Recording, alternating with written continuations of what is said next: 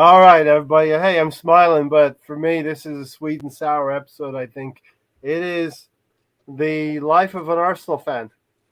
We get something good, and then we get something not so good. Uh, we get our hopes raised with a great win yesterday, and today we get our hopes raised but dashed, uh, hoping that we would fill in some gaps for potential injuries that we're going to have this season. Well, listen, thanks as always for everybody joining us. The support is brilliant, and we do appreciate it. You coming to see us on the Thursday Night Forum. So, introductions up top. We have Gary and we have Tony. Thanks for joining. Yep. Hello. As I don't always. know why I'm smiling. Hey, Don't know why listen, I'm smiling. we're going back to a little bit of therapy, and this I always like seeing Stan in that color. You look good in that color, Stan. Thank you yeah, very much, maroon's Tony. nice. A black currant, right? Down bottom we have Stan and we have Alonso. Thanks, Stan and Alonso, for joining. All right, so what do we want to do? You want to take a poll? Do we want to get into the good stuff or the bad stuff? The good stuff is actually good stuff. Start with the good stuff. All right. The good stuff is we beat a team called Aston Villa last night, and we won that game. What was the score? 2-1. And we've won our fifth game in a row. We're perfect this season. And I'm going to keep on celebrating that and keep on, high fiving. Today it's a Samba high five because inspired by the Brazilians, Tony. Yeah. So let's get into it. Your initial thoughts on the game. Let's start off with Tony, and because Tony just looked like he wanted to start. You know what I mean? My initial thoughts on the game is within the first 20 minutes, I thought we should have been up 4-0. But your guys' little love interest, your former goalkeeper, did a pretty good job keeping them out. But we still should have buried a lot of our chances there. I like that we're attacking going forward like that. Yeah. I'm not sure how sustainable it is not being clinical. That's what we missed last year, being clinical. And then we finally get a goal in the next half. They tie it up. And this is a thing I've liked of a season. We strike right back. This is the third time we've scored within 2 minutes of a team scoring. So I like that about us. I like the fight. Overall, it's not a good enough performance. It's 3 points, but we could have did a whole hell of a lot better against a very poor team. Yeah, I'll echo some of the things you said. I thought we came out of the blocks really well. We played well. We controlled the game really well, and we were much more value than 1-0 for a halftime lead. Great that Gabriel Jesus got back on the scoring sheets because we did talk about that last podcast. He'd only got 2 goals in 4 games. So 3 and 5 looks a lot better, sounds a lot better for our talisman because Gabriel Jesus is our talisman right now. A very poor Aston Villa team. We poured it on them. We could have got a couple of other goals. And what I like as well, I like what Tony said as well. When we went and goal behind, and it was a little bit of a shade of Brentford with Leno there impeding our goalkeeper. And but we did respond with Martinelli and a great move to win the game. So all in all, confidence, keep on going. 5 wins in a row, and it's really good. And we need to go to Old Trafford on Sunday with our chests out and go and win that game because I believe we can beat Manchester United away from home for. I think we only beaten them once in 14 seasons. It's our recent record. Gary, what's your initial thoughts on the Arsenal 2, Aston Villa 1? Yeah, I mean, similar to probably whatever everybody's going to say. Shouldn't even have to even go into the second half thinking about, how we're going to hold on to these 3 points. Should have been over by then. I think second half we showed what we've always shown is that no quit. Right, we got to play for 90 minutes, and we'll get in 90 minutes in terms of not quitting, but we need to just be clinical and finish our dinner when we get our opportunities. going into the game. I thought, we would see Erdegaard and not Erdegaard. I think Martinelli and Saka probably get their goals. Or I think it was definitely Saka. I was expecting to get goals from him because everybody's been on his back about kind of how he looks out there. And lucky that we didn't pull him early because I just think some people are thinking he might not, it might be time for him to get a rest. Good thing we didn't do that. The one thing that I notice is that the more touches we get in the box, the less opportunities we have to score. So I think we just need to be a little bit more assertive when we get into the box and just shoot. I always say it. What I always say, just shoot the ball. And a lot of times we're too busy trying to get an extra touch. So, but I'm taking the 3 points. I'm taking the 3 points. I'm enjoying that. But hopefully we don't have to wait too long to get our second goal. We should be the way we come out and play. We should be able to jump on anybody. Especially, it'd be nice to have Old Trafford really quiet by halftime because we just punish them because we can do that. But we'll see. Yeah, Alonso. Yeah, I mean, I didn't watch the game live, unfortunately, so I caught the replay on OP Talk. So, but yeah, man, from what I saw, I thought that, like Tony was saying, that we didn't capitalize on the chances when we had them. I thought that, seeing Granit Xhaka be more offensively this year was pretty different with the first goal of Gabriel Jesus. He's always been the one not to shoot the ball enough, I think. But now you're seeing him more offensively. So it's making a difference, I think. But yeah, I mean, I think when Martinelli had that good pass to Saka there and Saka missed it, and it was like, what up and go, I thought, so that was something that they didn't correct and be more just be more aggressive in that way where they take too much they take too many touches inside the opposition's box and they don't shoot enough, or they shoot enough but it's too late and it's already getting blocked. So we need to take more advantage of what we have, and that's attacks been better this year in years past where we haven't. So we have a lot of goals this year compared to last year this time of the year. So we're definitely improving that aspect of the game where our attacking has gotten much better because we have people who want to attack. Like Jesus has made a broad difference in our team, and so has Odegaard. And just if we get Saka just to shoot more, we'd be unstoppable, I think. So, yeah, like you guys have been saying, that we need to be more on target and just finish the goals. Yeah. And they say in football, it's not always easy to just turn it back on. Well, we've, as Tony said, we've been able to respond 3 times this season very quickly, 3 or 4 times when a goal has been conceded against us. And Brady said our instant reaction after conceding this season has been exceptional. Stan, just to round this out, what were your thoughts before we go deeper into this Aston Villa defeat? Because I'm not liking Aston Villa right now, and I want to pour this on them a little bit and talk a little bit more about this win.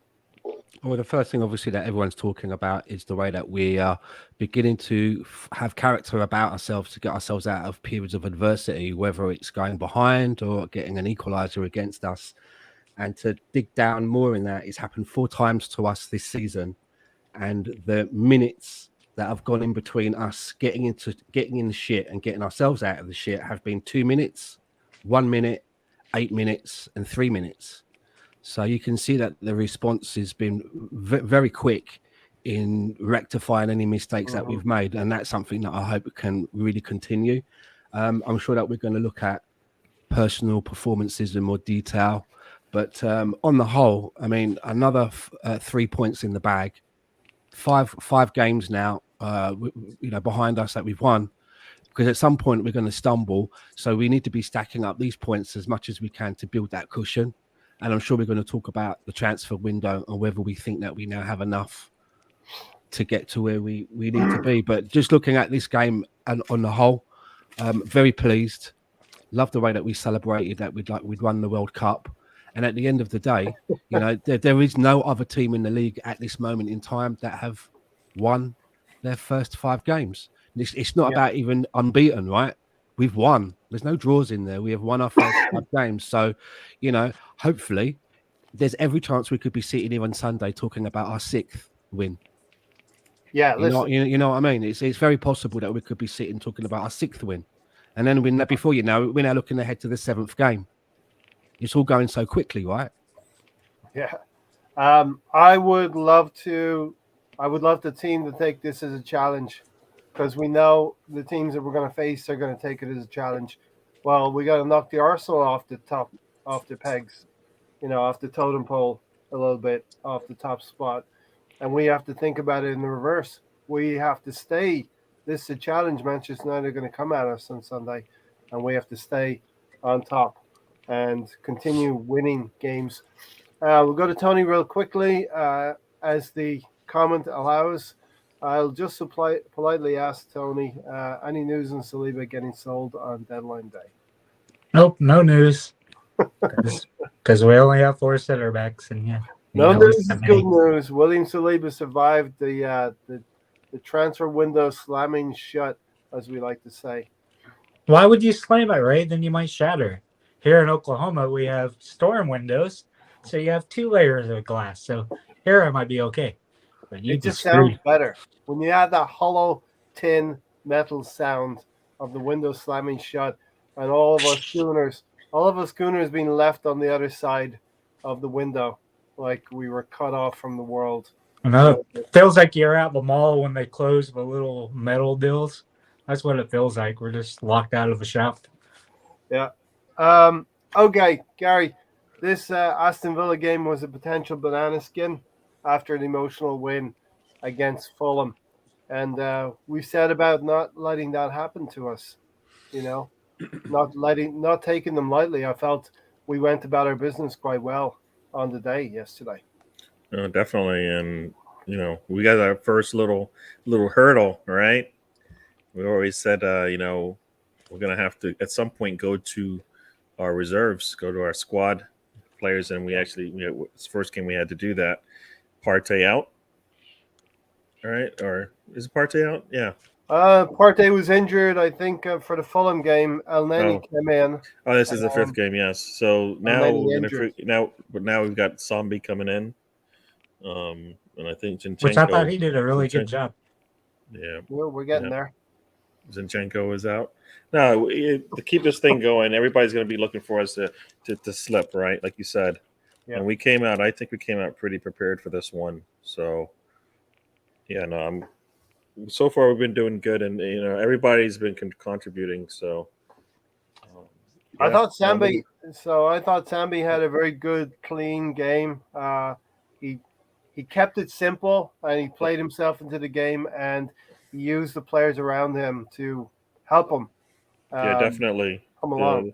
Yeah, the first half for me, some people think he did well in the first half. I thought, as you said, he started out slow and didn't really take too many chances playing in the middle of the pitch there, knowing that he's got nobody. You know, he's going to have defender. He's going to have players on both sides of him trying to get that ball. And the first half, he took the easy way out, just went back to the center backs or out wide if he could. But then eventually, as you said, he got used to it and started to split those attackers coming at him and bring the ball through the middle a little bit, which we need that. When we can't get the ball through the middle, I think sometimes that hurts us as well. And he did get comfortable, and hopefully he'll get more comfortable each time he plays. It's going to be a tough game if he's playing on Sunday, but we need our players to come in and actually play, so that they're not doing it for the first time under duress. And that's why I've always been saying I feel like we need to be rotating. And I understand,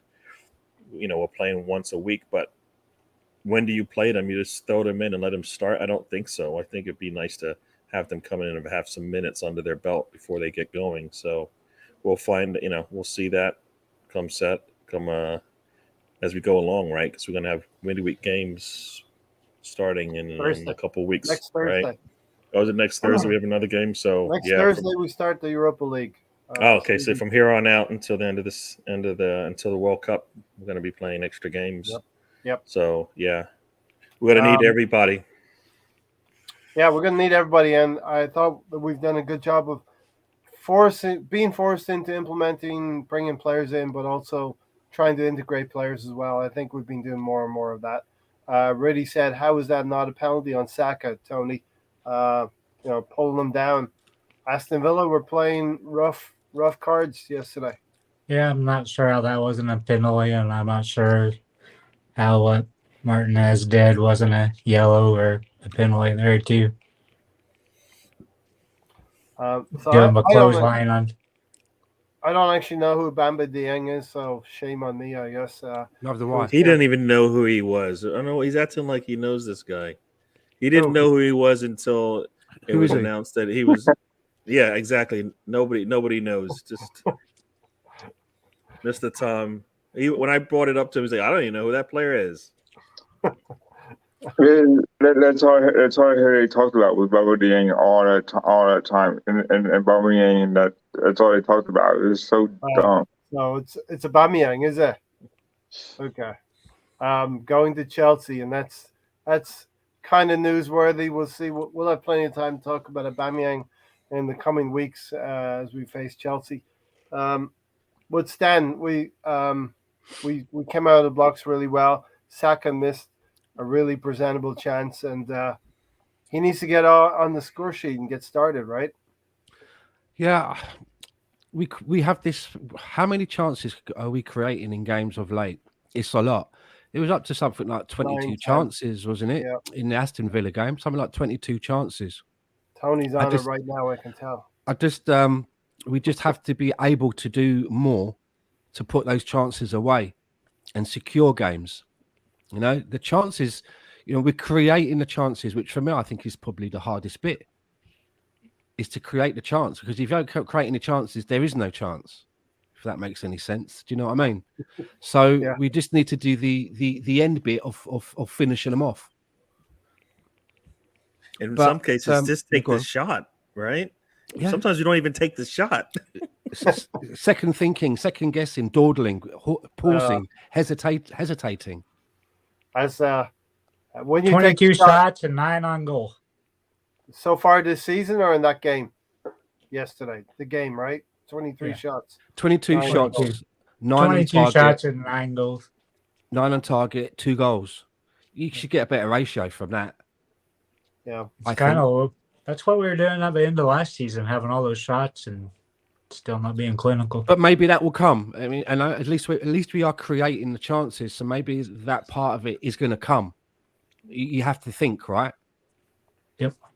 We need to be more clinical, definitely. So Alonso, my notes say 7-minute VAR check on Mings, who's pulling Saka down. For me, that's a penalty all day long. 10 minutes, a quick Erdegaard free kick to Gabriel Jesus. The shot gets saved.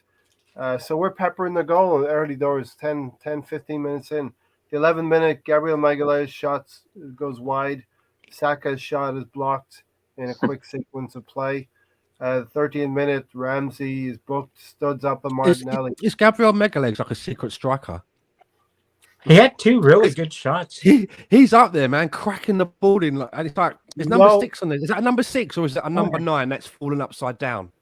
There was another sequence where I saw both Ben White and Kieran Tierney in the penalty box compressing in.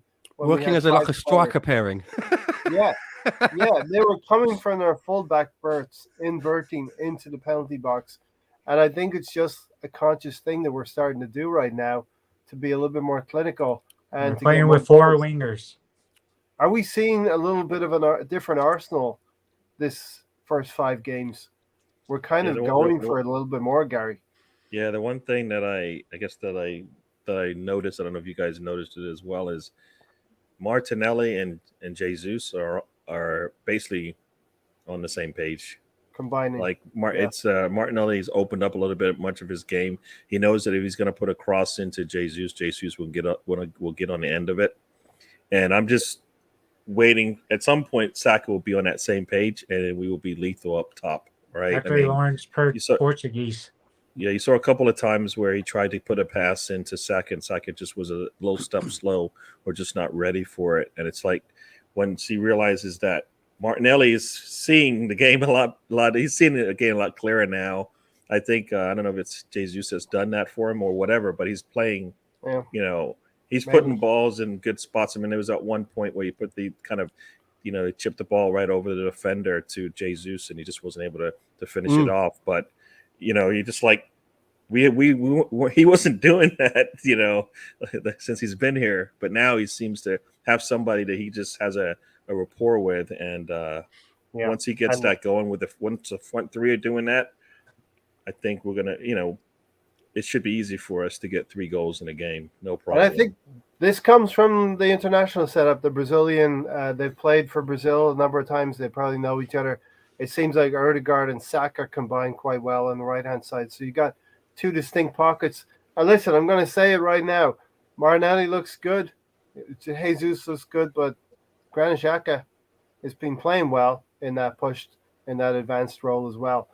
Stephen said good 3 points, but disappointing end to the transfer window. And we will definitely talk about the transfer window. It was a little bit of sweet and sour tonight, and we usually like sweet and sour, but as an Arsenal fan, we like everything sweet and not too much sour in our diet. So, and then that chance for Saka. Granit Xhaka is involved, Martinelli's involved. The ball comes across for Bukayo Saka, Stan, and you'd want that to fall to one of your most gifted players. And Bukayo Saka is one of our gifted players. I saw Salah miss a goal, almost identical place to that quite recently. Only difference is, though, Salah, he's got more in the bank, right? He's got more goals in the back of the net to fall back on, whereas Saka hasn't.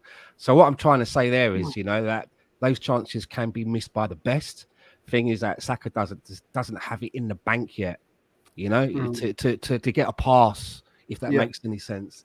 And I'd be interested if Tony, because you're looking at the stats there, if you could find the stats for Saka, because I don't think the stats will be as bad as what people think, because I'm seeing people on Twitter saying, like, get him off the pitch now, and saying things like, get me a replacement for him now. Never mind getting cover, get me a replacement. So I don't know if you've got them to hand, Tony, if you could read out, like his pass percentages and just what his overall stats are for the game. We do know that there was an assist for Martinelli in this game, and there was an assist for Ødegaard in the Fulham game, and Saka did force that own goal in the first game of the season against Crystal Palace. Well, let's see how they compare, because I've got Martinelli's right here. He had an 83% pass accuracy. He won 6 ground duels. He had 3 successful dribbles. Out of 3 long balls, he completed 2. He had 2 key passes and 1 goal. Yeah. Listen, it's not as bad as we all think. I didn't check Saka's. I think I've heard them, and they didn't sound too off. So I just wondered if Tony had them. No, I don't have them right now. Because I'm looking at Sofa score as far as Saka in the game. He had 53 touches. He was 93% on 28, attempted passes as far as accuracy goes. So whenever he made a pass, it got to where it needed to go. 3 key passes, 6 crosses, 2 were accurate, 1 long ball, and that was accurate. A shot off target, 2 shots blocked. And when I see the shots blocked, for me, I believe those are when he takes that extra touch, lets the defense get in on him. Yeah. Dribbles attempted, he was successful in 5 of 5. So big chances missed 1. Ground duels, he won 6 out of 9. Aerial duels, 1 out of 1. He lost the ball 13 times, but he was fouled once. So I think they didn't really. I think maybe they didn't. They should have been fouled at least twice, right? But he was only fouled once according to the stats. But I mean, those numbers. I don't know for a forward in the game. Let's see if Martinelli's stats look a little bit better. But and I think a lot of this is maybe we're thinking it's Martinelli. Maybe we're thinking it's Gabriel Jesus. Yeah. The 2 Brazilians, and maybe we're not thinking enough of Bukayo Saka, and because of those Brazilians that are playing well for us. Did he get an assist yesterday, Saka? He did. He did on the game. Yeah, to Martinelli. So there you go. There's a meaningful contribution. And yeah, like I said, if he got pulled early, we wouldn't have got. He probably wouldn't have got that assist, and we may not get the 3 points. And as Gary said, his passes were getting to where they needed to be. Yeah. I actually think that, as we're just touching on Saka, I actually think that the problem with him is that he definitely needs some competition. I think that will help him, not only for the rest part of it, but just to give him that little bit more, knowing that he's not always going to be the first name down on the team sheet if he has a bad game. I've said it before. You get into that mentality where you're in the middle of the game and you think, I'm having a bit of a stinker, but I'll make it up next week. You watch next week, I'll be much better. You're conning yourself, right? We want a player to think, I better improve because I'm going to get hooked for such and such. And if he comes in and he outshines me, he may start ahead of me. So I think once he has that, I think that will also help him in his game, much as I think it's helped a couple of other players now. It's helped Martinelli, I think. I think it's also helped Xhaka as well. Now we also have competition for places at the back of the field.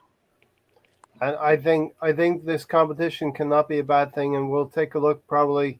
And Tony's girlfriend turned up in the chat box as well with this transfer window. I blocked her. So Alonso, good job, Gary. I think he got there just before me. Quick on the draw, Alonso. When you're ahead like this, when you're not ahead, but when you're on top of a team and you're playing well, you're having chances. There's lots of clearances going on in the box. You need to take advantage of your good play. You need to get that first goal when you're on top, when you're playing well. And we're going to face this against Old Manchester United at Old Trafford as well. I think likely we'll play and start well. But you need to get that first goal to give the team some reward for their play, Alonso. Yeah, and the way Manchester are playing, they're playing pretty well right now. So, but I'm not so sold on them just yet.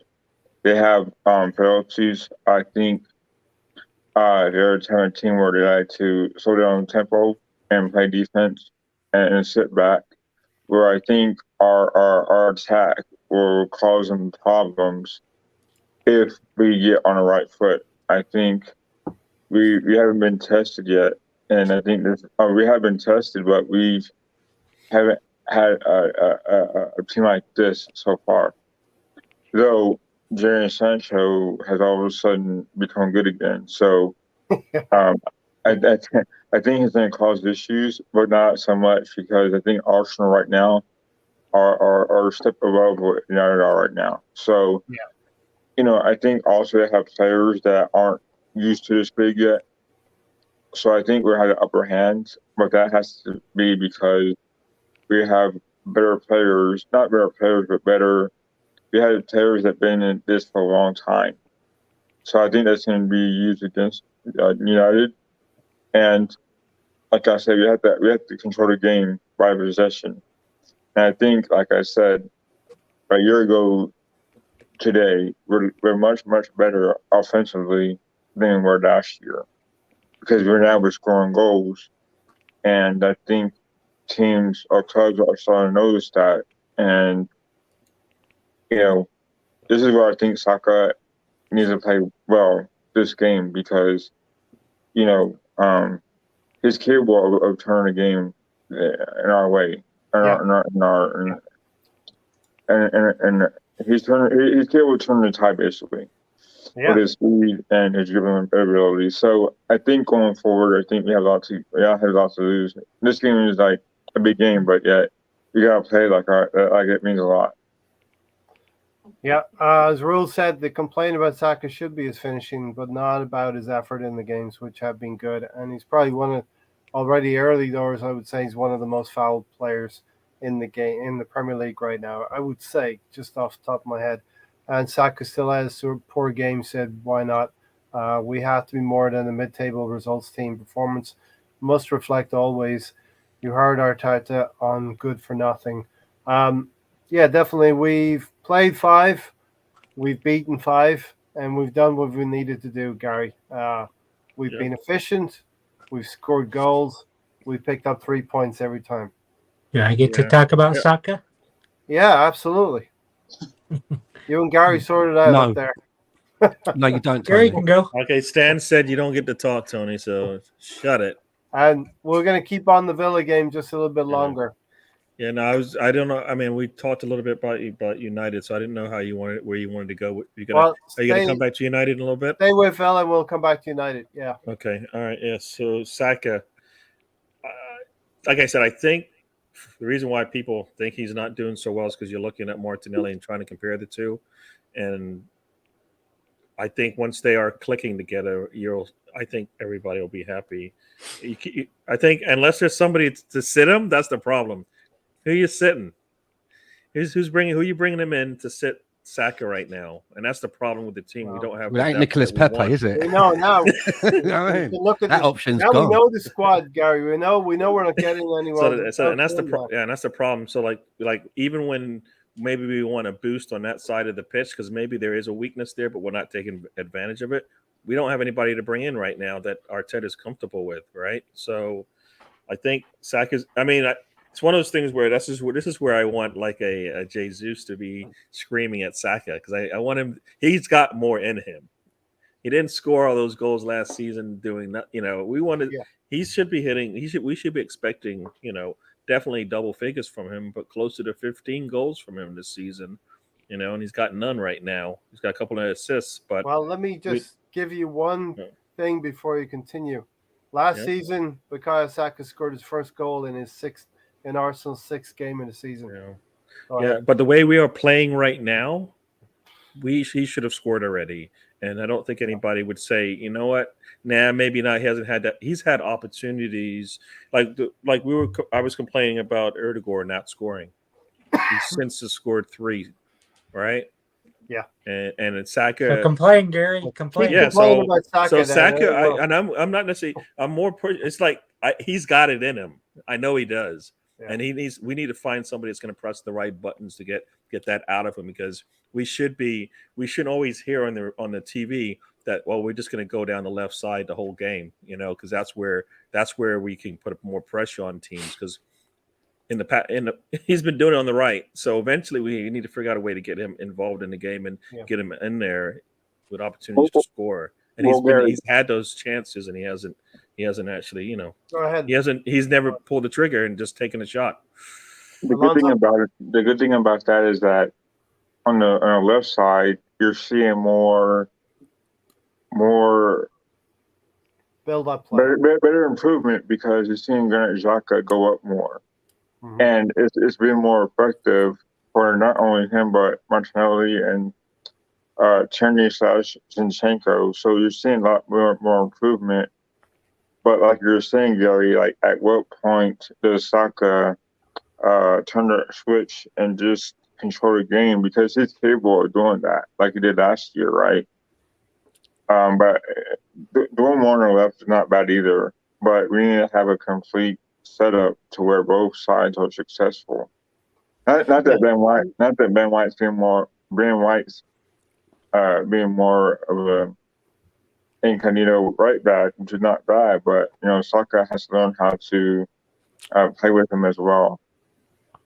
Yeah, and look, I don't think it's a big deal. It's just something we're noticing with Bukayo Saka. I think he will get amongst the goals and involved.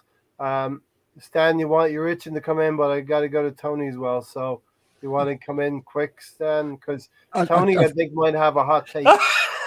I think what you're seeing is that when you got Tierney in the team, and we're on the offense on the front foot, we slip into like a back three where you have Ben White as part of that back three, and you see Tierney is further up the pitch, causing damage, and Martinelli has now come tucked in to almost form a 2. Do you see what? And so Saka is being a little bit more conservative on the right hand side. So it looks lopsided, and it can also look that there's a lot more going on down the left, and it's very exciting down the left. It's all happening down the left, but it's because we've made that shift, and Ben White isn't operating in the same manner as Tierney. Correct. He's slotting back in. Yeah. Tierney, he likes to go more marauding, more up the wing. How many crosses did he put in? Quite a few, right? Or attempting. And you don't generally see Zinchenko doing that, I don't think. No, they're different type of fullback for us. So I or think we're a always midfield. going to look a little bit different depending on the personnel. And I think you'll probably see when Zinchenko's playing that he's probably occupying sometimes the space where Xhaka is. Yeah. And Xhaka has gone back to cover for Zinchenko. Yeah, and we're actually seeing Granit Xhaka in the box a lot more and to more effect this season. I still nervously reserved He about pops Granit. up, doesn't he? It's like he's got an invisibility cloak. 1 minute he's there, and then something happens in the defense, and you're like, "Who's that?" He just wriggled the ball out, look, and it's number fucking he's- 34 again. You're like, we're "How did he get there?" We're going to talk about Granit Xhaka when we come to the first goal as well. Rule said Xhaka and Zinni has improved the left side of Arsenal attack. Now, Tony, you've been waiting there patiently. You've got something to say about Bukayo Saka. His problem is Takahiro is not there. He's got a Takahiro problem. Yeah. Those are not the reasons why he's not Yeah, getting it is. chances. Gary, He's getting Ben opportunities. You guys White are is acting like going he's not getting forward a lot, opportunities to and shoot. Saka's going I'm back. talking about when he gets the Really, opportunity getting to shoot. Look how much time Saka spends tracking back.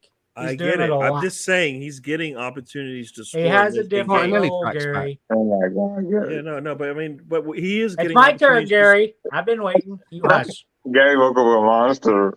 This is what Yeah, really. everybody got to this is talk over popcorn really. Tony. Why can't I? I Yeah, didn't but talk Tony, about you're the one Tony. that Tony. But the thing is, right? When you say something, you cause the room to like Uproar. shake. Um, Everyone's like, "What?" Well, let's just hear Tony out for a second. Give him 15, 20 seconds. As I was He just saying, wasted it. Just hesitated. Saka's cutting back because Ben White's going forward quite often. Oh, Not as much as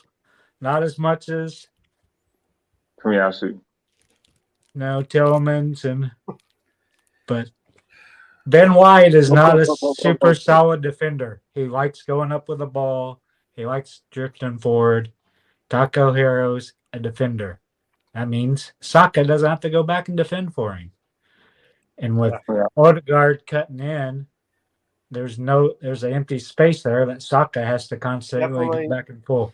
The fullbacks that are behind you will make a difference to your Just play. tell me, Gary. tell me this in this game, in this game that we just He's we just missed watched. 5 clear chances this year, Gary, that he should have buried. In this previous game, he had 2 clear chances. Right, he had one all by himself, and he hit it clear over the goal. There was nobody in front of him. He's probably about 4 or 5 feet from the goal. His touch was terrible. The ball flew right over the goal. That's what I'm talking about. He's getting opportunities to score and not doing it. Then he Doesn't had the mean one. he's Then not he had the one tired. where. Then he had the one opportunity where he was all by himself, and then once again, too many touches. The defense closes him down, and we lose an opportunity there for him to get a good shot off. And so Rule, it's not like he's not getting opportunities. I He didn't say is, he wasn't and- getting opportunities. and I'm saying, but he's the doing one more that work. the one that Martinelli, the cross put in by Martinelli, that's got to score. It was perfect, right? Nice was. little touch. Can, Nice can little I touch finish? that goes Can I that finish? goes Why? in. No, go ahead, And Tony. we also got the lingering contract deal, which won't get announced until after the window, like I said, because it will have a buyout clause in it, or a clause that he can leave if we don't finish in the top 4 this season. To have something like that in it, that's why they waited to sign it, waited to do it. All right. That was Bukayo Saka, everybody. That was Tony and Gary, round 1. That was Tony and Morty. Tony and Gary, round 1. And look, Stan, Granit Xhaka has been drifting into some good positions in that inside left position. I thought Martinelli was more on the wing and Granit Xhaka was that inside left. And the goal comes from Xhaka drifting in there behind Matty Cash for that first goal. So you want me to talk about Granit Xhaka? Okay. Well, Everyone, set your did have an machines. assist. Set your machines on to record. You may not hear these words very often come out of my mouth. I have to give credit where credit's due. There have been the last few games. Granit Xhaka, he's been playing really well. And as I said just a few moments ago, sometimes he keeps popping up, and you're like, something looks like it's happening at the back, and there's a bit of a problem, and somebody manages to wriggle the ball out, and I think, who's that? And you see number 34, the back of the jersey, right on, and you're like, damn, how the fuck did he get back there and Get out of that. Do you know what I mean? And then something happens up the top and the ball hits the post, and you're like, who was that? You see number 34 running away. You're thinking, 34. the fuck did he get into that position to get the ball, you know? And, you know, I still have a memory. I still remember the past. But he's going a long way to, like, you know, making up. It's almost like, you know, like the alcoholic. He's going to the AA meetings every week. And so far he's taking the steps. A distant memory. It's becoming. He's taking the steps, you know, but you know, we just don't want this guy to fall off the wagon, you know. It's, you know, what you know, they say it's one step at a time, alcoholics, one day at a time, and all that. Yeah, that's what I am with Granite Xhaka, one game at a time. And so far, he's been making some really good contributions, scoring goals, clearing up messes in defense, and I'm enjoying it while it's lasting. I'm just worried about what my reaction's going to be when inevitably something will happen. But something happens to every player, right? No player goes through a season without a mistake or a moment. I just wonder how I'm going to feel because it's him. Well, maybe they're. Did you know what I mean? Am I going to be able to look at it for what it is, or am I going to go, I fucking knew it? It's going to be depending on if it cost us. Credit. Maybe he's going to build up credit with you, like Mo Salah has built up credit. So he can as well. Are you going to say, oh, Granite Xhaka, oh, man. Stephen Denham said, that's bullshit. Sorry, Tony, but Ben White isn't the reason Saka hasn't been good. Ben White is getting up and down the pitch. He's got assists this season as well, Tony. But, you know. I didn't criticize Ben White. It's what he's doing. He's going. I don't think Ben White. I think Saka's doing a lot of the work all by himself, which I'm fine with if that's how they want to play it. But when he gets those opportunities, he's got to finish. So I don't think it matters who's behind him because he can do the work. He's done it before. So I don't know. So that's not an excuse to why he looks struggling out there because he's been having to do that all last season as well. So. Shout out to everybody in the UK. He wasn't covering it right back. People are watching us at 2 a.m. in the morning. So really great to have you here. Why not? All of you in the UK, great to have you here. We understand. We know the time it is right now because we can add 5 onto 9 and know what it is. So Tony, Gabriel Jesus is there. He's alive. I see a lot of defenders fighting with the forwards. Cons, I think, is fighting with Gabriel Jesus and loses concentration. Jesus is alive to the rebound from Granit Xhaka's shot off Emi Martinez. Yeah, he's pretty much always in the right place at the right time. He's alive. He knows where the ball's going to fall, and he's there to dispatch it away, right? And it helps everything's pushing so much from that left side, too. It's helping him out. Yeah. But he's definitely always there. Right place, right time. Know where the ball's coming. Good communication with Martinelli. Helps they both speak Portuguese. And they'll be playing together in the World Cup. Just touching on that, Tony, did you see something about... You reminded me of something. It was Ramsdale saying that there have been some communication problems between him and Gabriel. Mm-hmm. Yeah, I kind of see that. Because it seemed to totally break down once the injury happened last season with Tierney there. I think Tierney helped with a lot of the communication between Ramsdale, all those guys. I think that helps with the communication there. I'd state the first when you're using a Scotsman as a translator.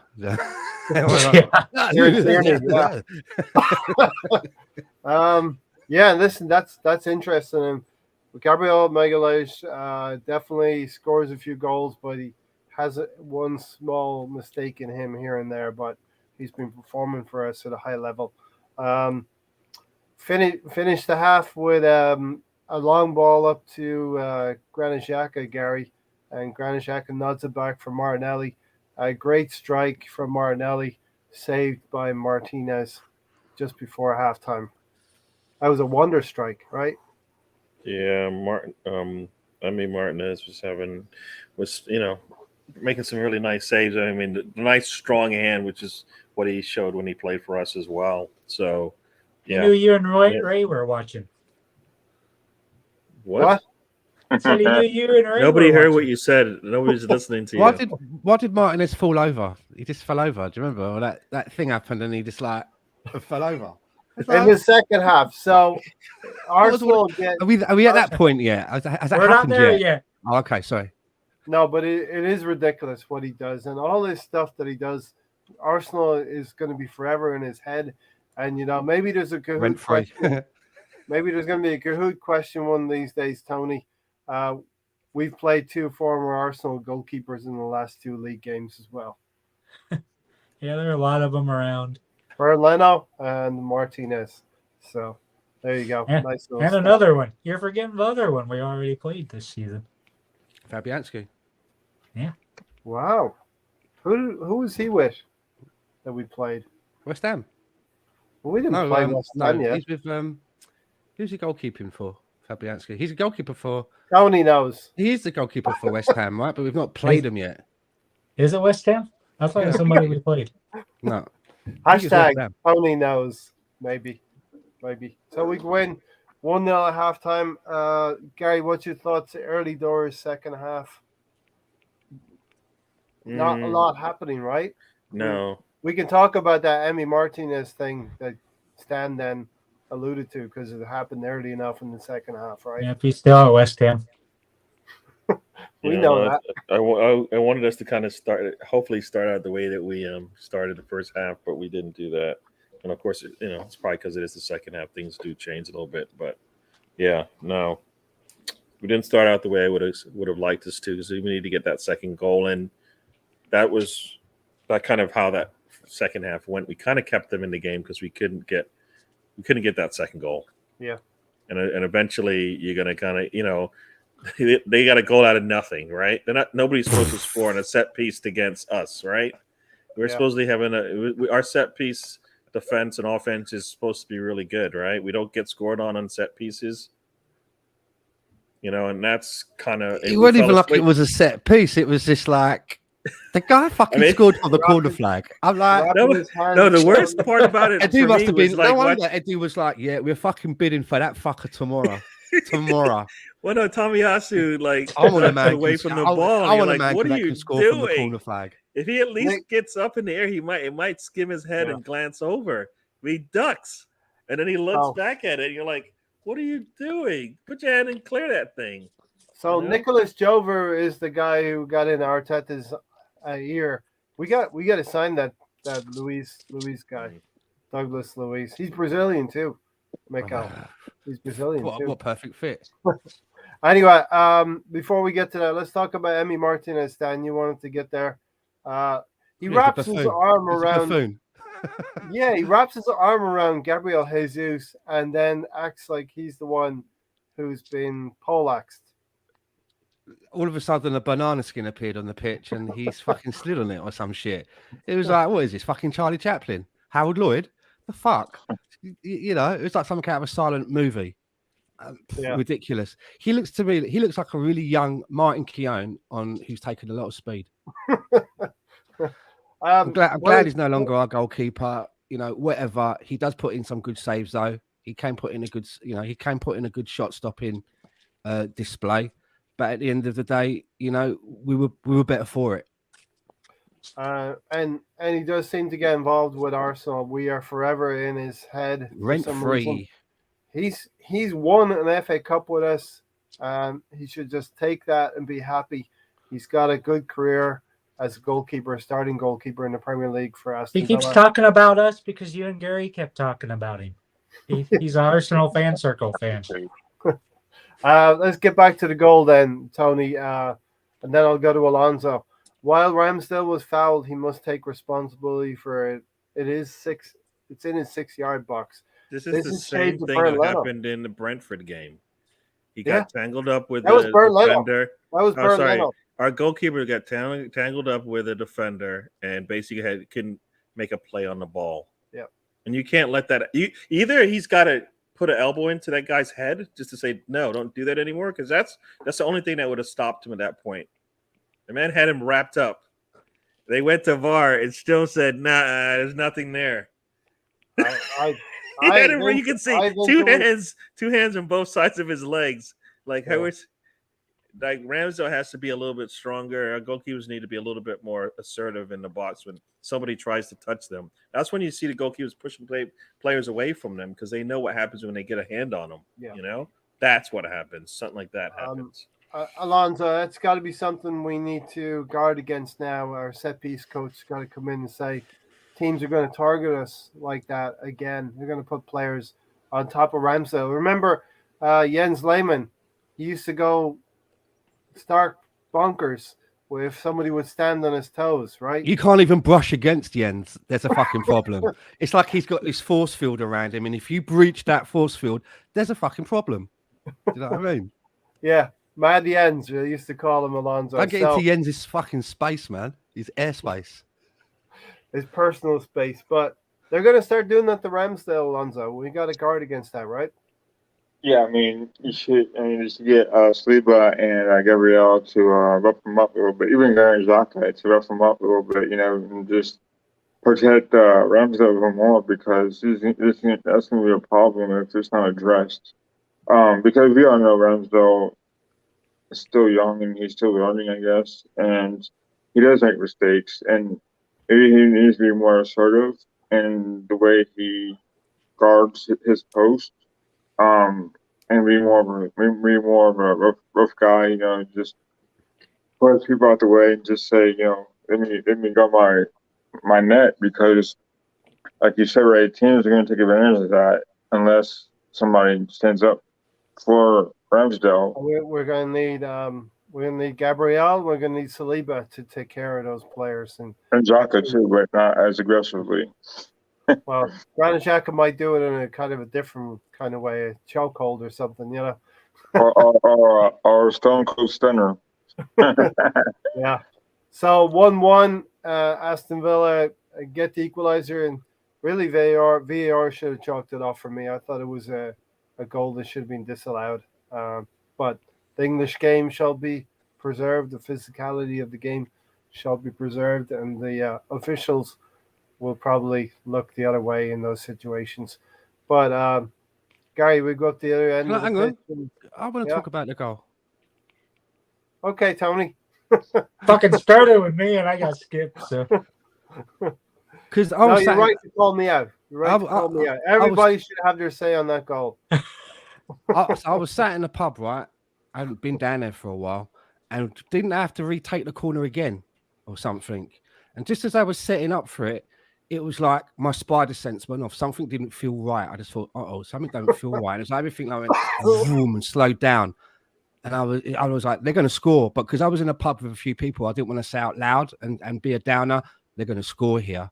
Obviously, when they did score, I wanted to go, I should have said it because I would have looked like the guru. But I just thought that something weren't going to go right. And it was watching Ramsdale when he was doing all that jumping around. He was doing all this, right? And I thought to myself, he don't look like he's concentrating.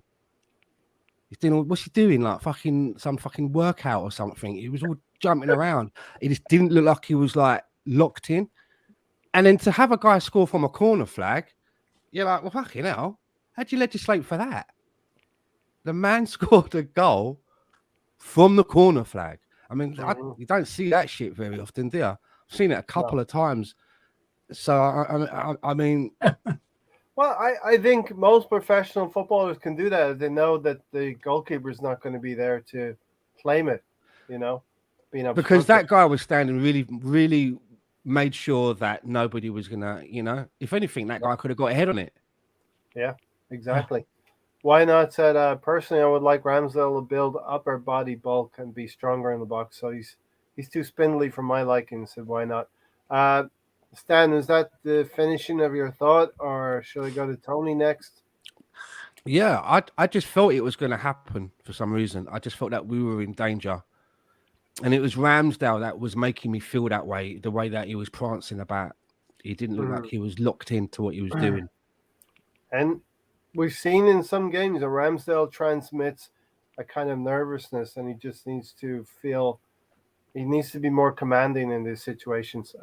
Tony, what was your thoughts on the equalizing goal for Villa?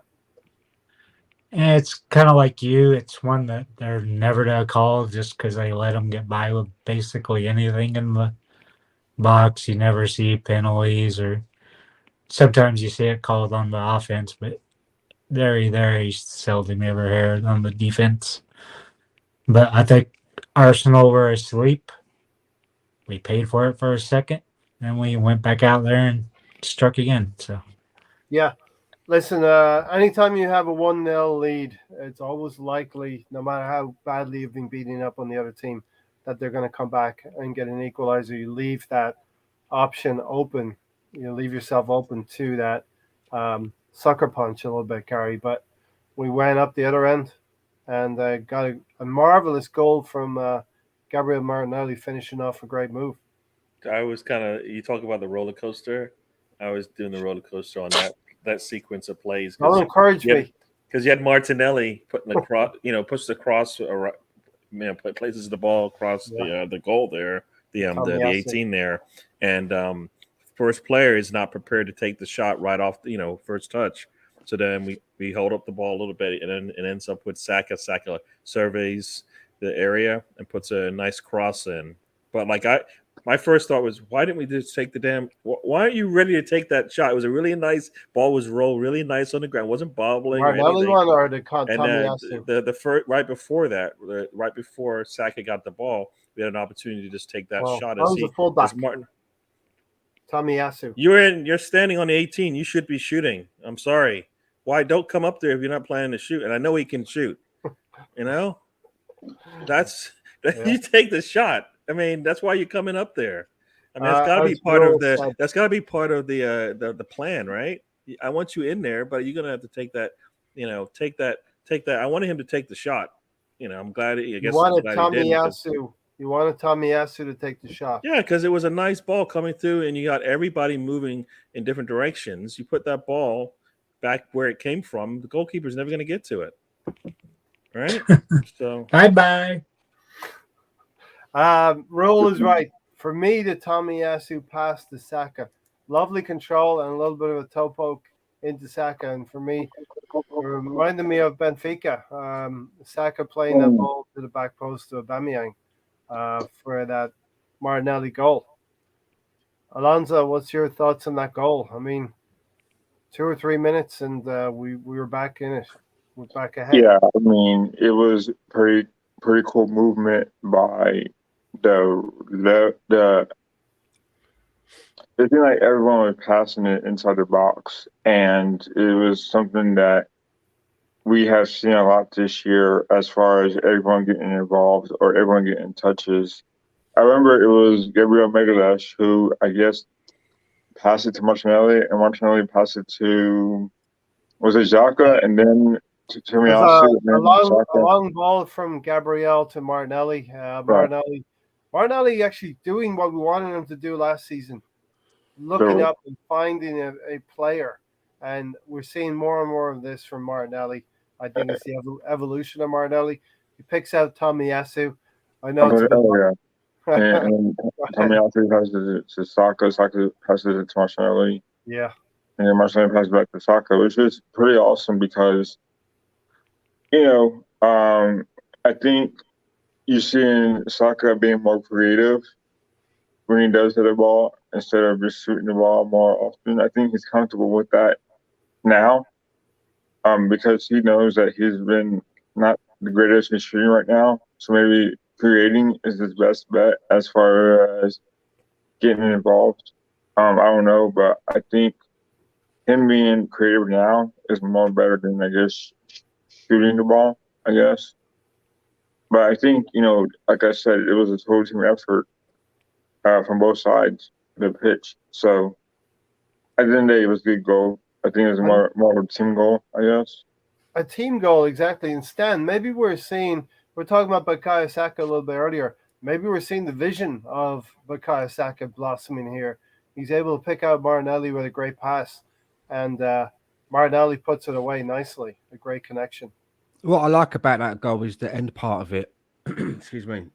It reminded me of one of the goals that Haaland scored, either in his last game or the game before, where when the ball finally gets to Martinelli, we've shifted the whole play where everybody was over towards the right side of the penalty box and is facing in that kind of a direction, even the keeper. Martinelli is standing on the sort of the left-hand side and he's got acres of space. And that's why they've played it to drag him that way. So Saka knows that when he puts that ball in, he's going to give it to a player that's just got acres of space and has got plenty of time to get a shot off. And it really reminded me of Man City had a similar goal to that. And it ended with Haaland in an almost similar position with the opposition kind of to one side. And he had acres of space to just slot it away. Forgive me if I don't remember the Haaland goal because he scored like 6 in the last 2 games. So it's a little difficult to keep track of what he's doing. Oh, yeah. But definitely Martinelli, he's starting to connect the dots for us. And Rule said Martinelli's decision-making needs improving, but he is getting better. And I think he's getting better and better. I don't agree with that at all. But it's Rule. Come on, Rule. The reason why I don't agree with that is because if just that one little chip over the defender to Jesus, I mean, he is putting pressure on the back line when he gets the ball. Compared to last season, this is a massive improvement in the way that he's playing right now. Martinelli, right? Wins us a lot of corners as well. And I mean, like I said, when he put in like the sitter for Saka, that was Martinelli putting that ball there. You know, I don't see the decision making as poorly as we did last season. You guys were complaining about him a lot more than you are this season. Said. He's getting better. But I think he's been really good. I don't think he's been better. Just improved a little bit. I think he's been better than last season. Yeah, but he's saying that he still has concerns about it. And I'm like, I don't have any concerns with the way he's playing. Are you seeing that many issues in his game compared to what we're seeing on the Saka side? I think he's well ahead of Emile Smith-Rowe now. No, I'm talking about Saka. Like we're looking at both wings in terms of the way that they're being part of our attack. I'm seeing a lot more from Martinelli. You know, so you're seeing a lot more because I feel Gabriel Jesus is a lot more left-sided and is working more on that inside left than he is working in the inside right side. So obviously he's helping Martinelli a lot more, I feel. And we talked about Granit Xhaka being further forward, affecting play as well. So Martinelli's getting a lot of good play around him right now, and he's benefiting from that. Is that fair? Yeah, I mean, I don't think it's that Martinelli. I don't see it that much wrong with the way he's playing to bring out that comment. That's all. That's why. I think it's fair to say that he has improved his game from last season immensely. Right? Yeah. Fair. Definitely. That's what I'm saying. Yeah. Tony, what do you think? I think Gary isn't taking your bait. I'm not. It's Rule. Gary Martinelli took many shots when other players. No, I was talking about what I said he would say yesterday to you, right? He would chat. Personally, I think this could be Martinelli's. I tried, Tony. I tried. Martinelli's breakout season. I think this could be the breakout season. Is it because he's injury-free this season? Well, that he really puts up some good numbers. Is what? Sorry? Okay, so what Tony wants to ask you is Martinelli playing a lot better now because he's injury-free, and last season he wasn't quite as injury-free last season? Yeah, he was. He was totally injury-free. I think the reason why he's playing so well is because it's a World Cup year. Mm-hmm. I think it's because he has a... Did he come back from COVID and stuff? So Martinelli... Last season, Martinelli was injured right up until December, Alonso, and he played well into the new year, right? My point being is that I think Martinelli is trying to get on a Brazilian team, so maybe he has a little motivation to just play won a well. gold medal with them. Yeah, but the World Cup they didn't play a lot though, Gary. The Olympics. Yeah. He was on the bench, I think, most of the time. Do you think any of these players care about the Olympics, Gary? Not too many of them. No, but if you're talking about... They care about the World Cup like a lot. No, but he is on the team playing. They won a goal, and he did get some. He didn't play a lot, yes, Right. but he is actually in their plans right now, unless So, he starts to slip up. And everybody expected him to improve his game. Everybody. right. I mean, and that's exactly what he's doing. I Ro- don't think it's like just because it's the World Cup. I think he was improving gradually. I've been saying this all along that he just needs time. I've been saying that. We had an epic conversation. We won't go into it tonight, but we can revisit this between Martinelli and Emile Smith-Rowe a few months back, and we can revisit that maybe when we have time. But stick a pin in that one, Tony. Rule said, I expect his numbers will be better with Jesus around. Acts as his motivation. And, there's a World Cup involved as well. Martinelli's not guaranteed a spot in Brazil. And they're team. from the same country, which helps. And that's why they're playing. They do. It does help. I was going to go to Stan. Go on. Stan, I really love Gabriel Jesus. He hurt us when he played against us on New Year's Day last year. But he really does work the referees and gets every ounce of a decision from the referees that he can. Yeah, there's more to his game. There's a lot more to this guy's game than I initially knew about. As I say, I said it, I think it was a couple of weeks ago, I thought he was a bit introverted, but that is not the case. When you're actually seeing him more close up, you see how involved he is with more aspects of the game. And really good that he got another goal.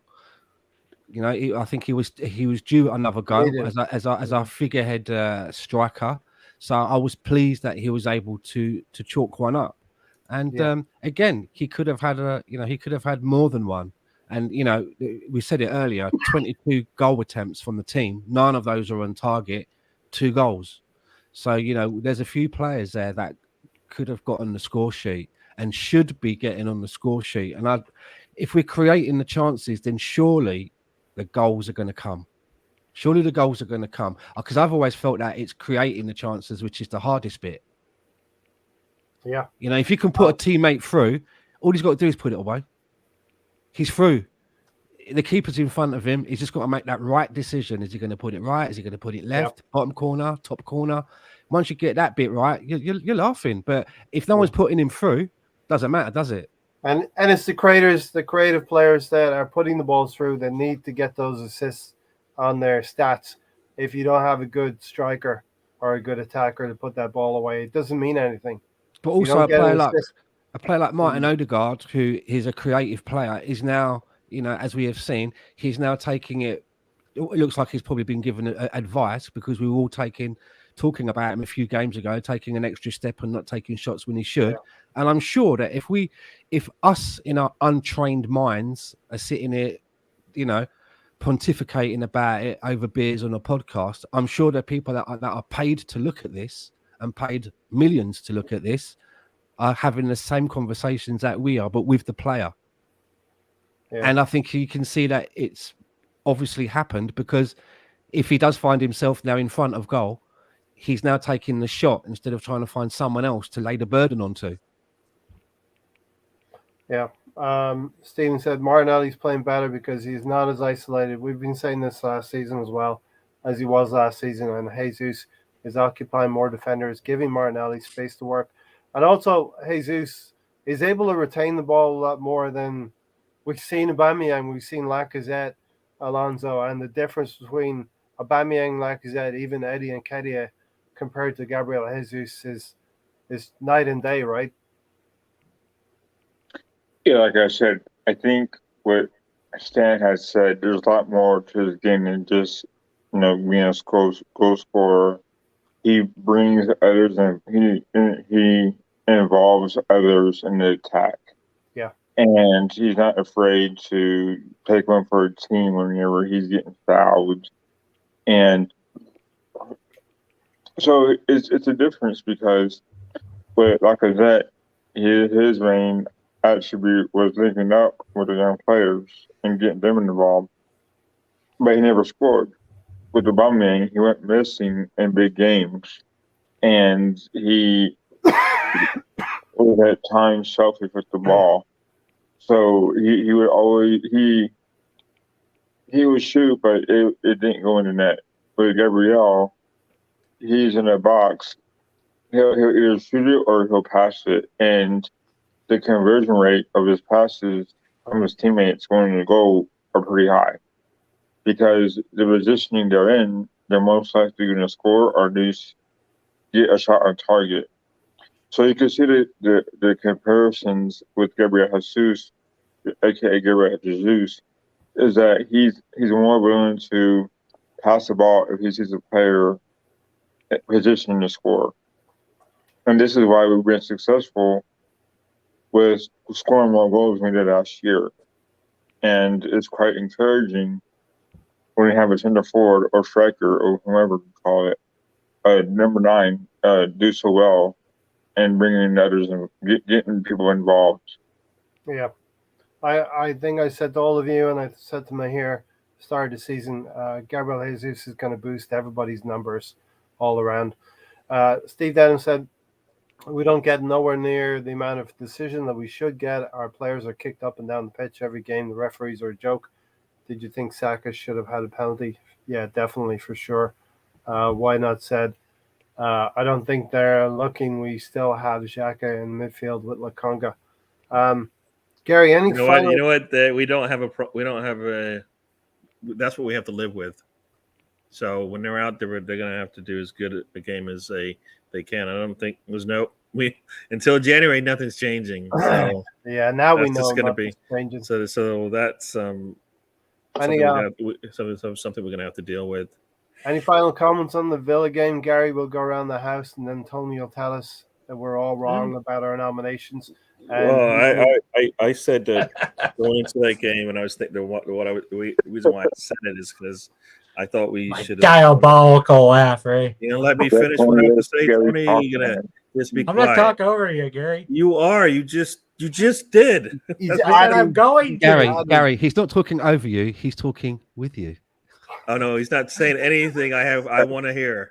He's talking next to you. Hey, Stan. So, let me speak. Everybody, quiet. Quiet on the set. At least Stan knows what that means. Quiet on the set. No, I guess going into this game, I said to myself, we need to win by 3 goals. The reason why is because I know how this Sunday's game's going to go. And to show that we are moving in the right direction, we're going to hopefully be able to get something out of the Sunday game. We should be able to come in there and basically punish Villa. Terrible team coming in. We should do it. Now, I don't think United is playing that well anyway. So, they just scored, 1 goal against Leicester City, and it's because Leicester City's defense is terrible. Terrible. And we have a much better defense, even with this missing parts that we have, and we definitely have a better attack. So I was, I wanted to see us score 3 because I don't think we'll score 3 against United, but maybe we will. But we can, coming into the game feeling really good about ourselves, jump on them early, quick, just like we did against Chelsea. We've shown that we can go on the road in a big stadium that we think we're going to struggle in and get something out of it quickly, and we need to do that again. We need to make that place quiet. They keep talking about the Emirates being a library.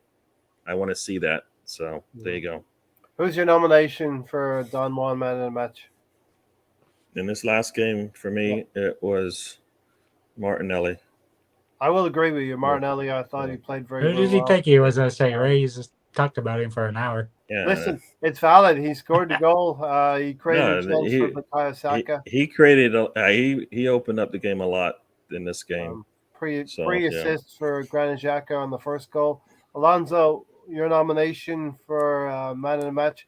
And I thought Lokonga had a tidy game as well. He gets a notable mention for me.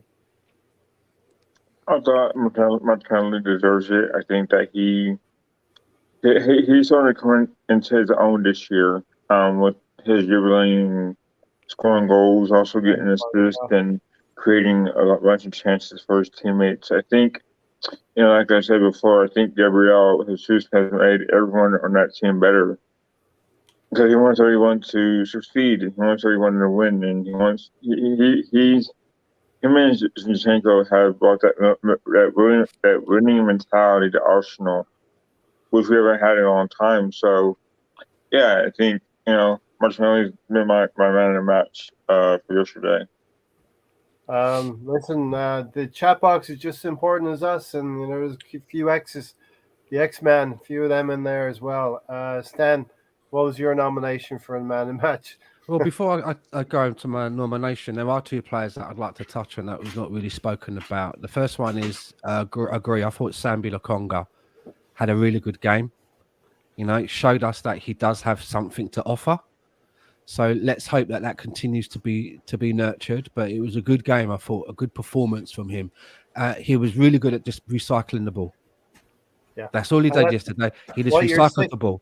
That's what you want from a six, to be nice and tidy, keep things moving, right? And he done that very, very well. He just kept to that instruction, and he done it very well. The other player that I wanted to touch on that we've not really spoken about was Eddie Nketiah. Mm-hmm. Again, when I look at post-match videos about the game, and even when I'm seeing in the chat box, I think I just saw one. Eddie done so well when he came on. He looks like a different player. And again, for me though, it goes back to what I was saying about the team. When I was saying 22 chances, 9 of them on target, only 2 goals. We're not putting our chances away. And for me now, Eddie's had 5 appearances this season, and I still think that he seems to be doing the hard part. The ball gets knocked over, he brings it down, he controls it with a first touch. He's 1-on-1 with the keeper, can't score. Or the ball, he's in the penalty area. It's really frantic. The ball pops out to him. He's at the back post. There's no one near him. The goalkeeper's on the other side, kicks it over. And I'm not sure how long. I'm not sure how long this is going to be able to go on for. And I get it that we're all in a happy place and we're top of the league and we're 5th, and we're sort of all group hugging for once, which has been a long time since we've been doing that. And we want to do nothing but pour praise on our players, as I do. But, we're just convening here and we have to talk about everything. And for me, I am still concerned that Eddie Nketiah has trouble with his finishing.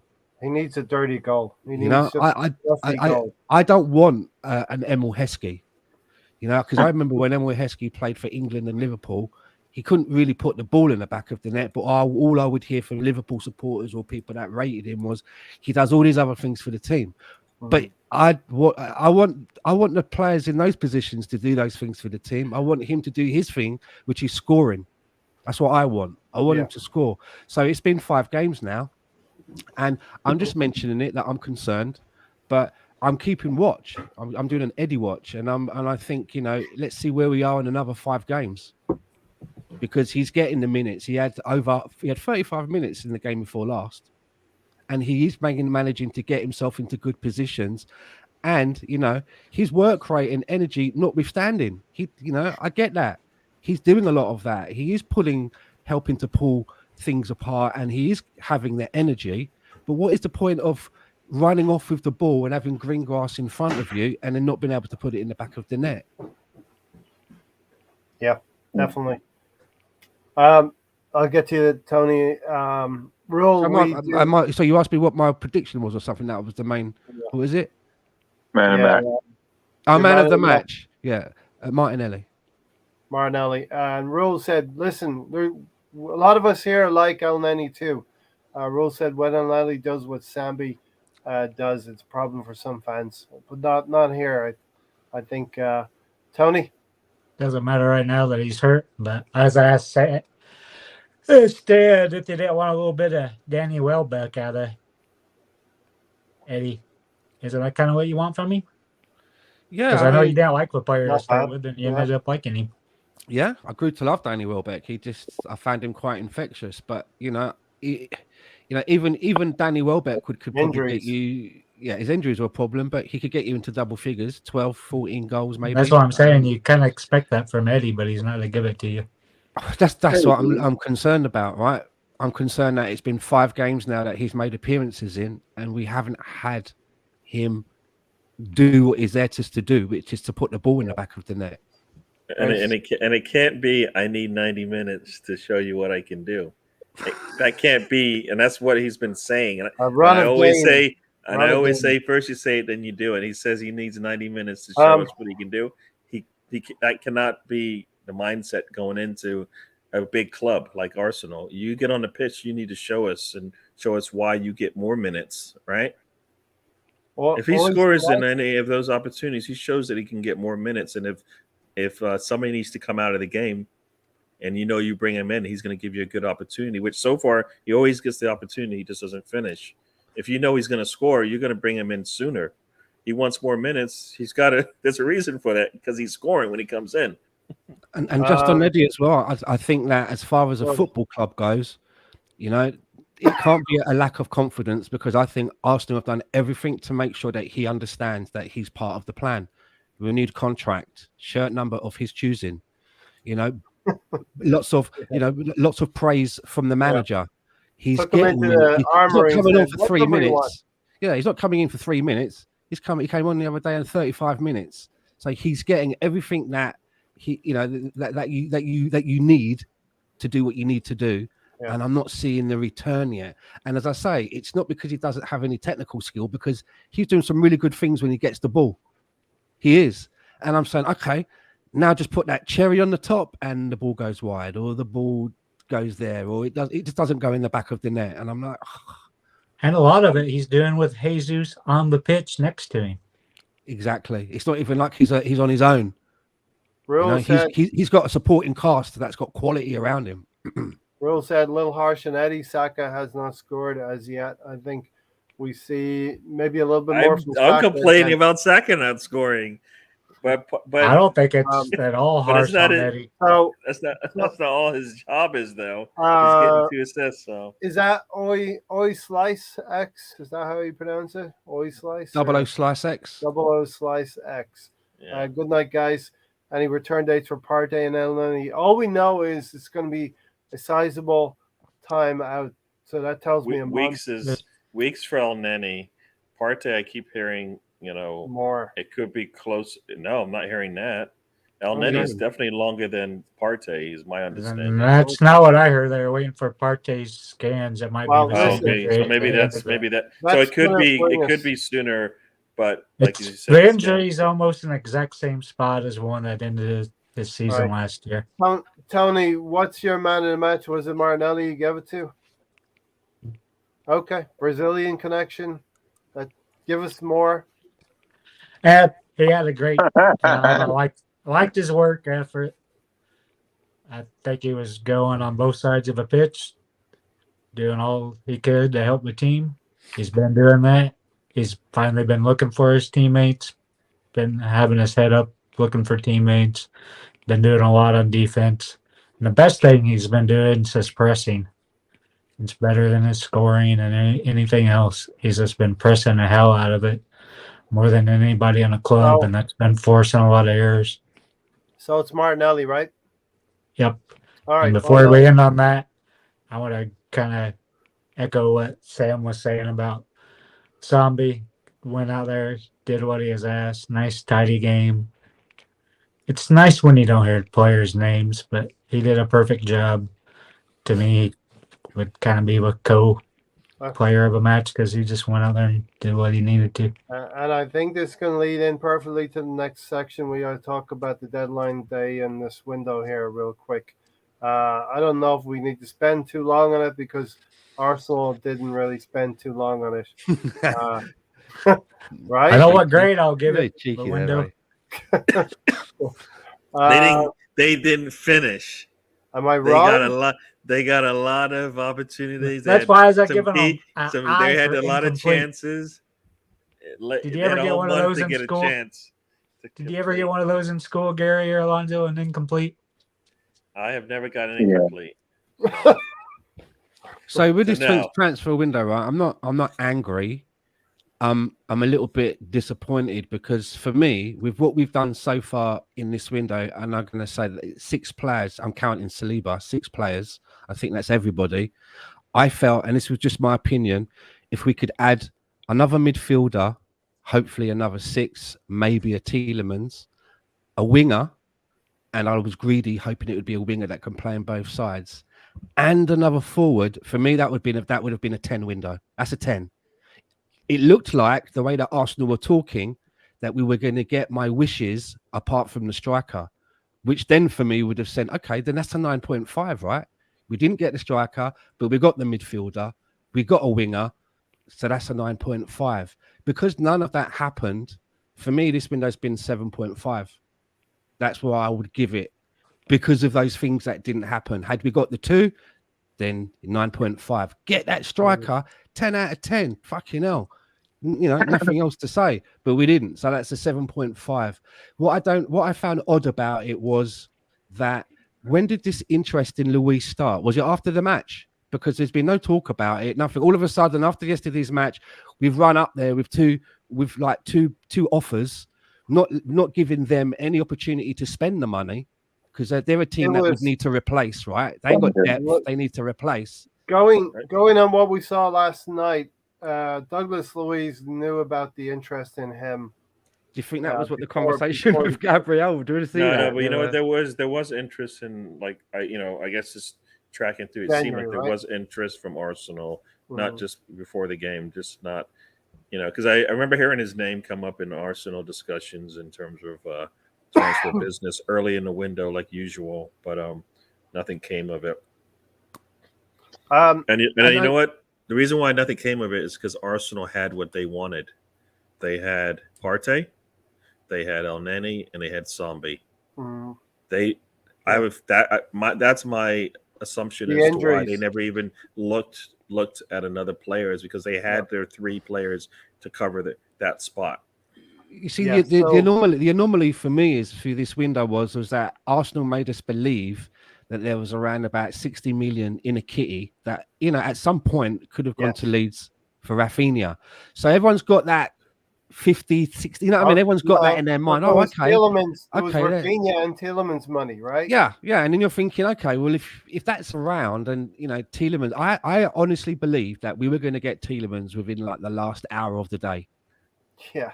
Sort of thing. It was going to be one of them. Here you go, Leeds, 15 million, take it or leave it. Oh, okay, we'll take it, sort of thing. I'm glad Tony's not here. That's what I thought.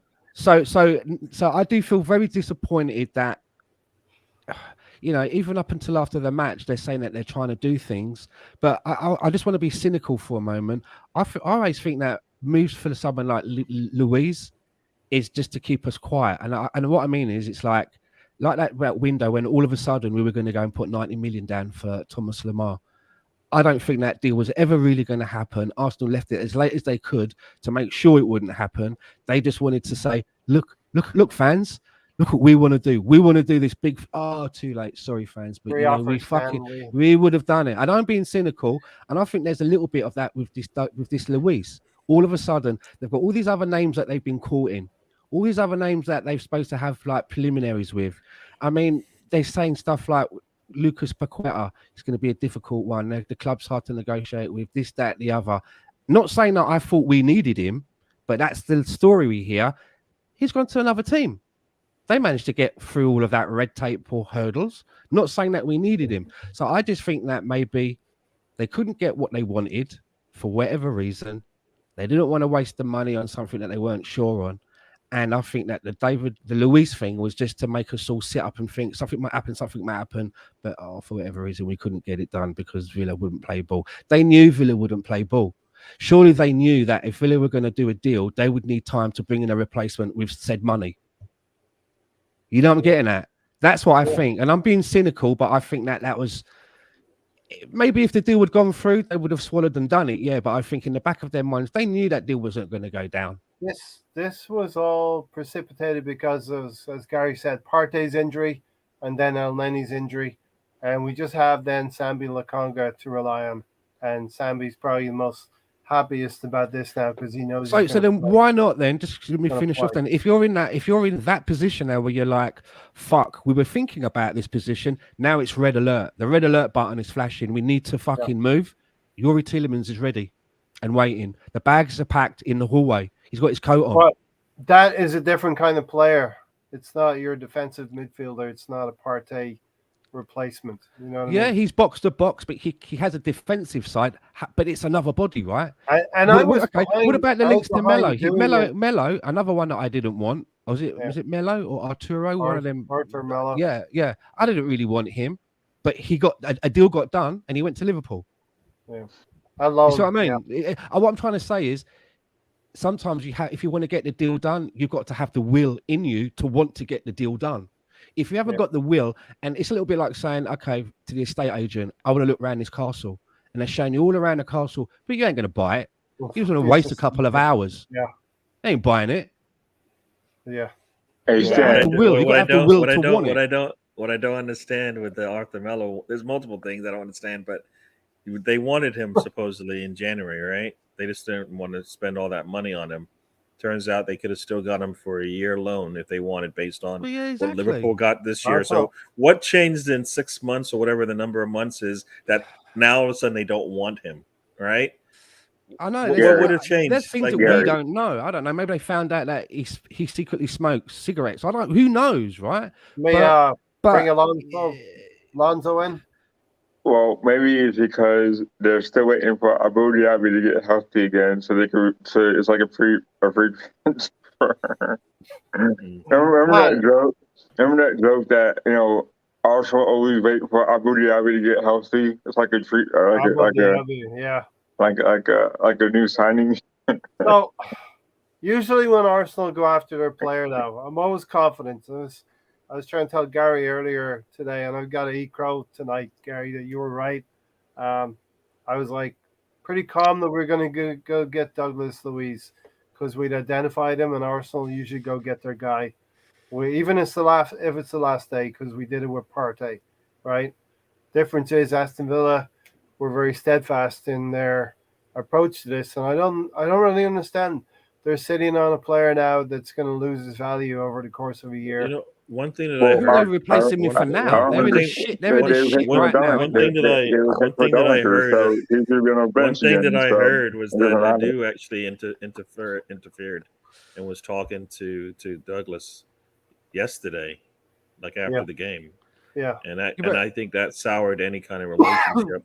That's why they weren't willing. And it's silly for them. They're going to let him walk, right, for nothing, because that's what's going to happen, right? In January, somebody can pick him up if they want to, and they're going to get nothing for him when they could have got some monies from Arsenal, and difference is though, right? Like I said, if Arsenal wanted him, they would have just paid need the money now to get a player in now. Do you know what I mean? If they let him go now, they're going to be even more in the shit. They'd think, okay, fuck it, we can't bring in a replacement. We'll have to keep this guy because he can score from corners. Why did they even have a conversation at all then? Basically, you just shut it down because it makes no, for me, it's Arsenal wasn't going to spend 40 on him. Professional. And they weren't going to give him up for more than 40. So why even put in a bid that's half as much? Because that's my understanding. It makes no sense. It's just silly. You're wasting your time. And I hear what you're saying, but that's just so silly. Why are you wasting your time on that? You need to just move, say I'm done. Because they would rather the window closes with it looking like there was almost a deal at the last hour, rather than then there's nothing going on. It's just it looks incompetent, is what it looks like to a lot of people. It doesn't look like we were trying. Because if you were trying, you would have just got Tielemans when you realized that Douglas Luiz wasn't the one. Because you had that one sitting in your pocket for the entire month. You had 30 days, over 30 days, because you knew you wanted him from day one of the window. I thought the plan all along was to get Tielemans. The penny's dropped, Gary. You see, exactly. You're right. Tielemans, exactly. If we had to go with a midfield of Tielemans and Granit Xhaka, we could have done that. You know what I mean? Yeah. If they got Tielemans early, like we all thought they would, and they said, we just don't have the monies, people would be like, we couldn't do anything. We have spent all of our money. We're already one of the top spenders in the summer, anyways. Yep. As a fan, you can't say anything. Yep. They decided to take a risk once again with Partey, and it failed, right? They've had two summer windows to say, you know what? We have an answer for. What annoys me now? Can I ask a question as well? Do you think, Arsenal really, really thought that they were going to bring a winger in? Because now that they haven't brought another winger in, which is what everyone's saying, second his rest, in his competition, there's no more Nicola Pepe. Do you honestly think then that they let Nicola Pepe go and thought they would definitely? Because if not, now we're bollocks. Because even if you like Nicola Pepe or not, if push comes to shove, maybe minutes would be, he gets games just because he has to. Now we haven't got that outlet. we have a couple of players still. Reece Nelson is still. Is he at still on the club. firm? Yeah, Mhm. Yeah, he's- and Okay. we got couldn't get rid of him Marquinhos. because he's injured. It's not because we wanted to keep him. We had no choice but to keep him because We don't know that.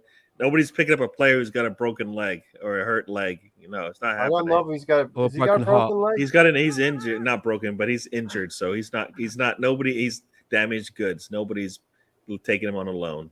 You know? All right, but he will play for us. this season. Marquinhos. That's Marquinhos BX can come in. Maybe he's going to get a bigger opportunity now.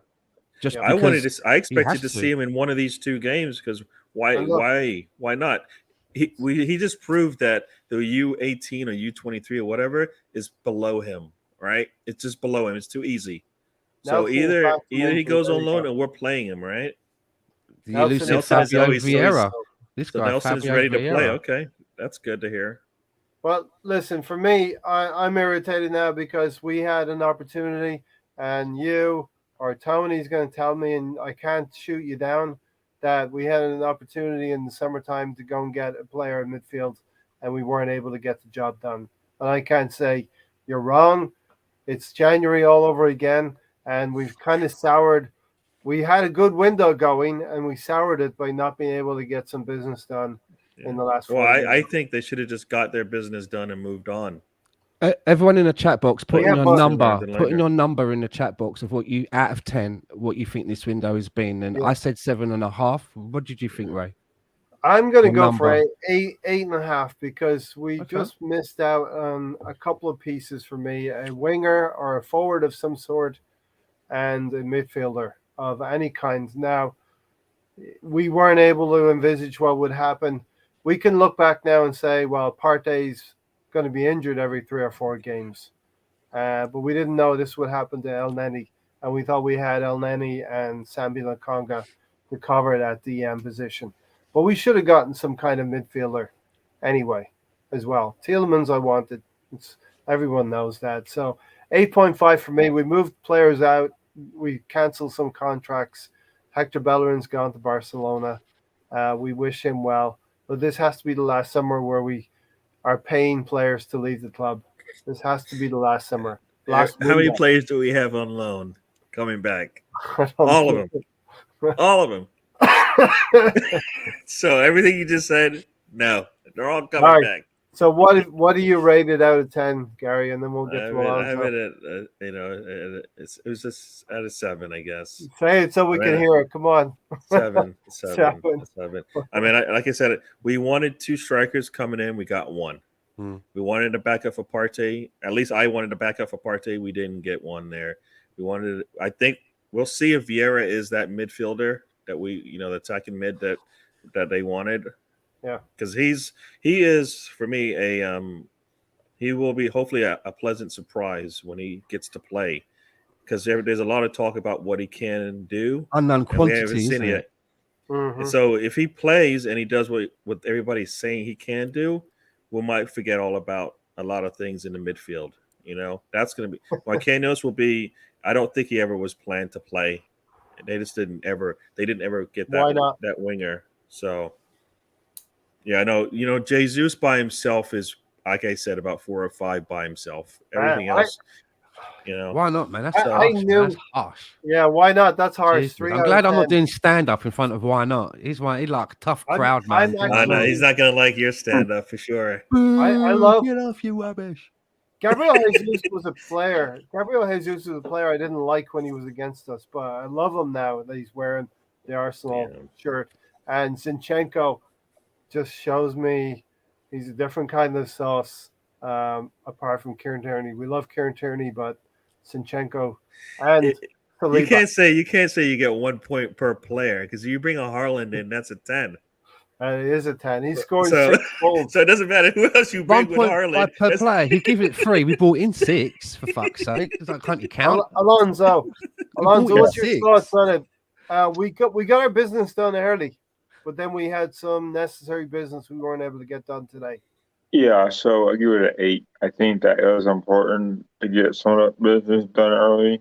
We got a striker, we got a left back / midfielder in Zinchenko. We got Marquinhos, we got Vieira, we got Matt Turner. I think that at the end of the day, we as supporters always wanted Arsenal to do business early, and we never do, or never get it right.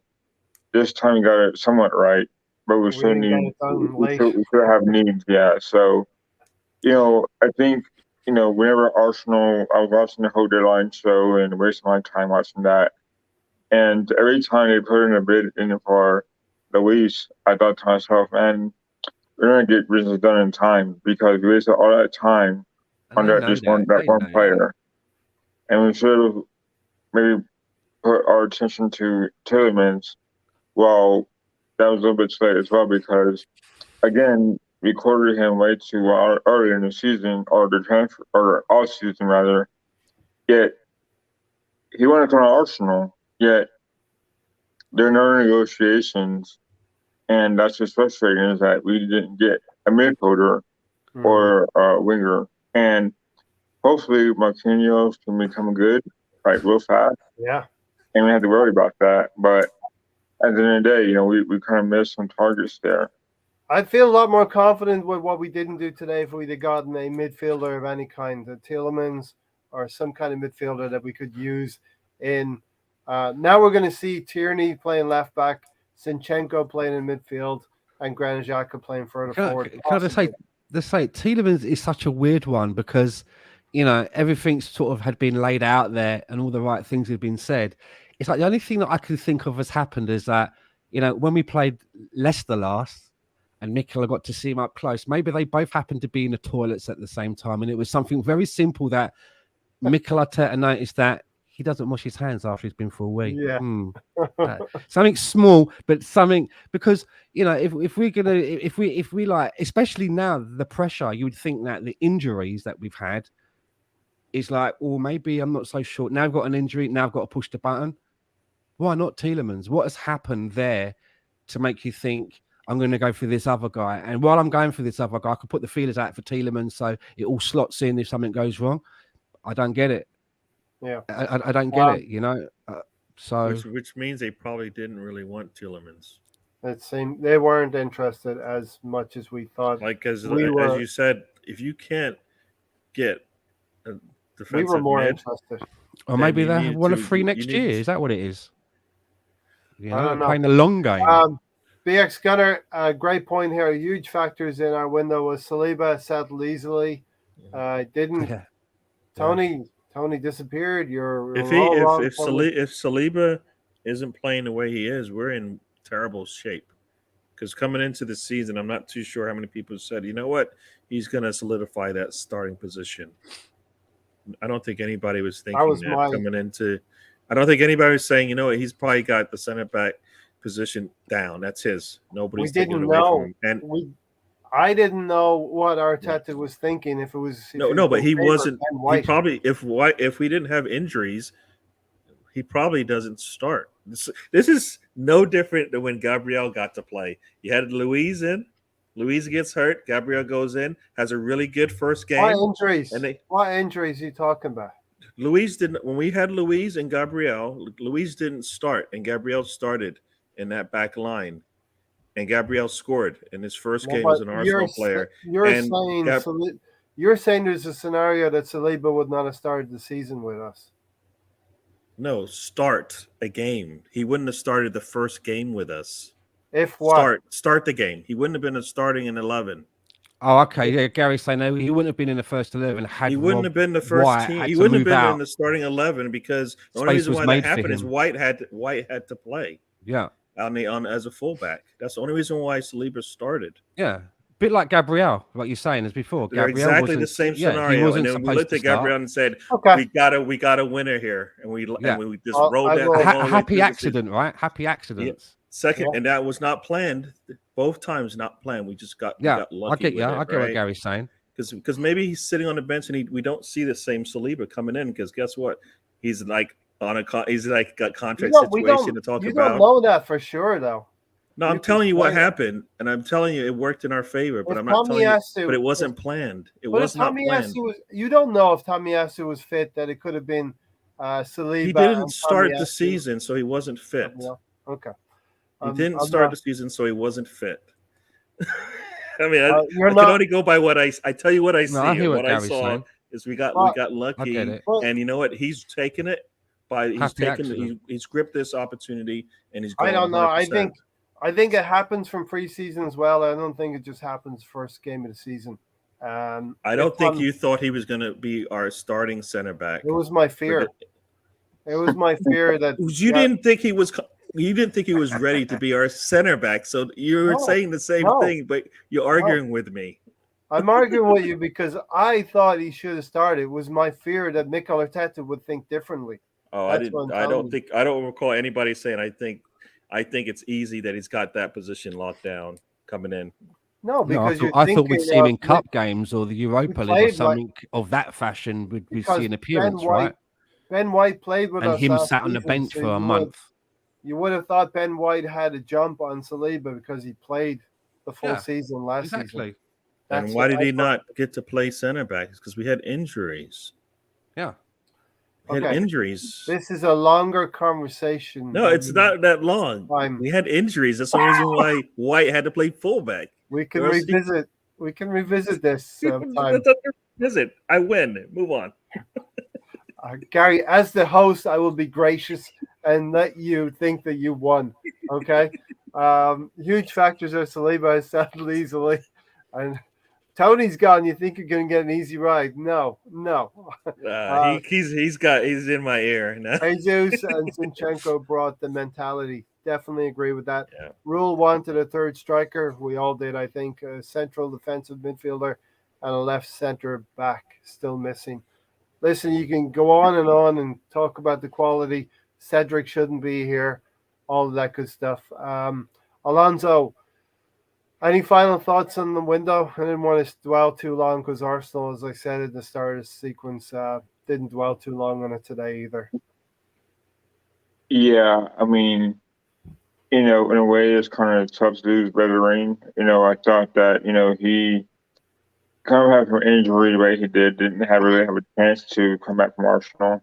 So it's good to see him leave on good terms, I guess. Just his farewell letter, thanking everyone, thanking the fans, thanking Arsene Wenger, and Steve Bowles and all that. Really good for him. I think when a player knows that he's no longer useful at Arsenal and he goes to his hometown club or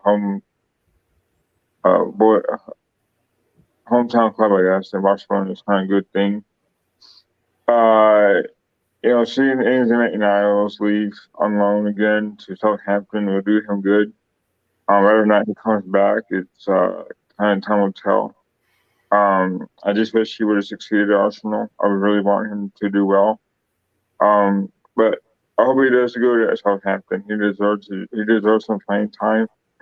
Other than that, I think I'm disappointed like Stan that we should have done more in the transfer window. We'll see what happens.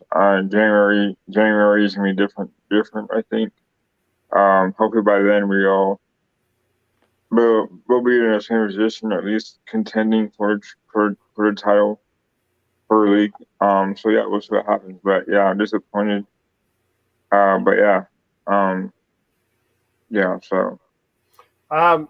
I've enjoyed the summer window. I've enjoyed most of the meal, but I got something sour in my meal, and I had momentary bad taste today from Arsenal. So that's the way I will phrase or paraphrase what happened today. I had that expectation that Arsenal would go out and fix their needs, and now we've given a section of the fans and even myself, who's pretty positive, to think we should have done more in the last 48, 72 hours of the window. So anyone else got anything to say on the window, or we can go on to Richarlison showboating? Gary, you good? We will, of course, have more to say about the window that was, right? All we were going to remember is that we ended on a January window. That's all. Groundhog Day, January 31st and September 1st. Stan, you brought the Richarlison showboating topic, so do you want to start it off, or how do you want to? I mean, I saw so many people talking about this, whether it be on social media or on TalkSport Cheers, ready. debating Richarlison sort of like juggling in the middle of a football match, doing keepy ups, and then getting tackled, out of the game. So before I wanted to go into it, I just wanted to go around and ask the guys in the chat box, what they felt about the Richarlison thing. And basically what I'm getting at is, there's on the one side of it, you've got a lot of people that sort of have the attitude where they're like, well, it's just a lack of respect and it's disgraceful. And, and you've got other people or on the side of it where they're kind of like, well, I don't really see anything wrong with it. So before I get into it, I just wondered what people's thoughts are. And when you ask this question, take off the Arsenal glasses. And I know it's one of those mugs that play for them lot up the road, but try and take that part out of it, that it was Tottenham, and look at it for what it is. And I just wondered what your thoughts are, Gary. Yeah, I was happy to see that slide come in. If you understand how I mean, I think he was definitely showing up at the squad. I mean, who does that? You're only up 1-0 I think it was 1-0 at the time. What are you doing? And I don't think that should be in the game. But he decided to do it. So, do you think it's wrong of a player to do that? Yeah, definitely. Okay, definitely. I think it was wrong. And and when you're consistently doing so things on FIFA, like they that, shouldn't be on FIFA. Then they shouldn't be like a trick button to do tricks and all of that. They shouldn't have that. And you should be expecting your ankles to be taken out if you do it. And that's exactly what happened, right? I mean, think of it. No, if you showboat in front of me, what do you expect me to do to it? I'm losing, and you're out there showboating against me. I'm going to take it personal. I mean, that's what he's doing. It's basically, in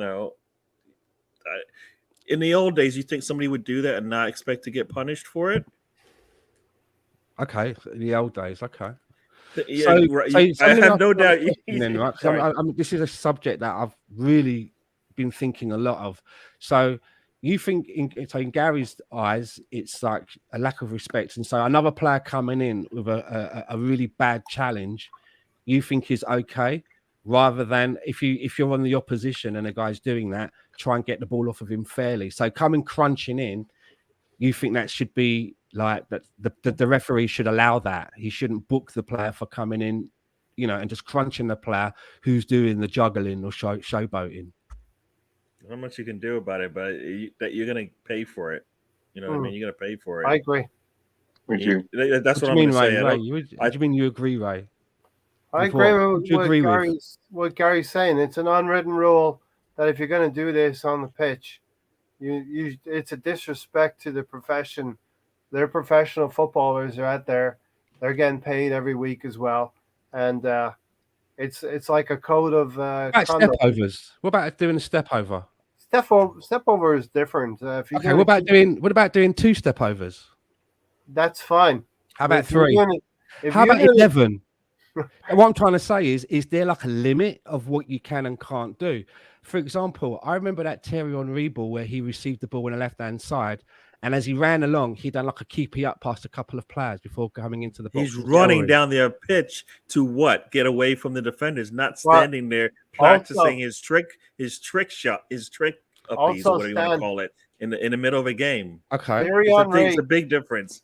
One you're talking about Henry, and the other one you're talking about Richarlison, just not on the same level. Thierry Henry had the skill and whereabouts and knowledge to know when to jump up out of the way because there was a defender coming crunching in as well. And don't get me wrong, I'm not saying that Richarlison's skills will really look at them skills. It was just like keepy up. But whether it's a keepy up, a step over, 11 step overs, or even for me, a scorpion kick. Is a scorpion kick allowed in your eyes? I'm trying to find out like where it is that we're drawing the line, right? And what about you? Drawing the line. What about you, Alonso? Showboating and juggling. Well, I think right. So like we were saying, like Henry was just the best of the best, where he could kind of get away with that, and I think he would know better.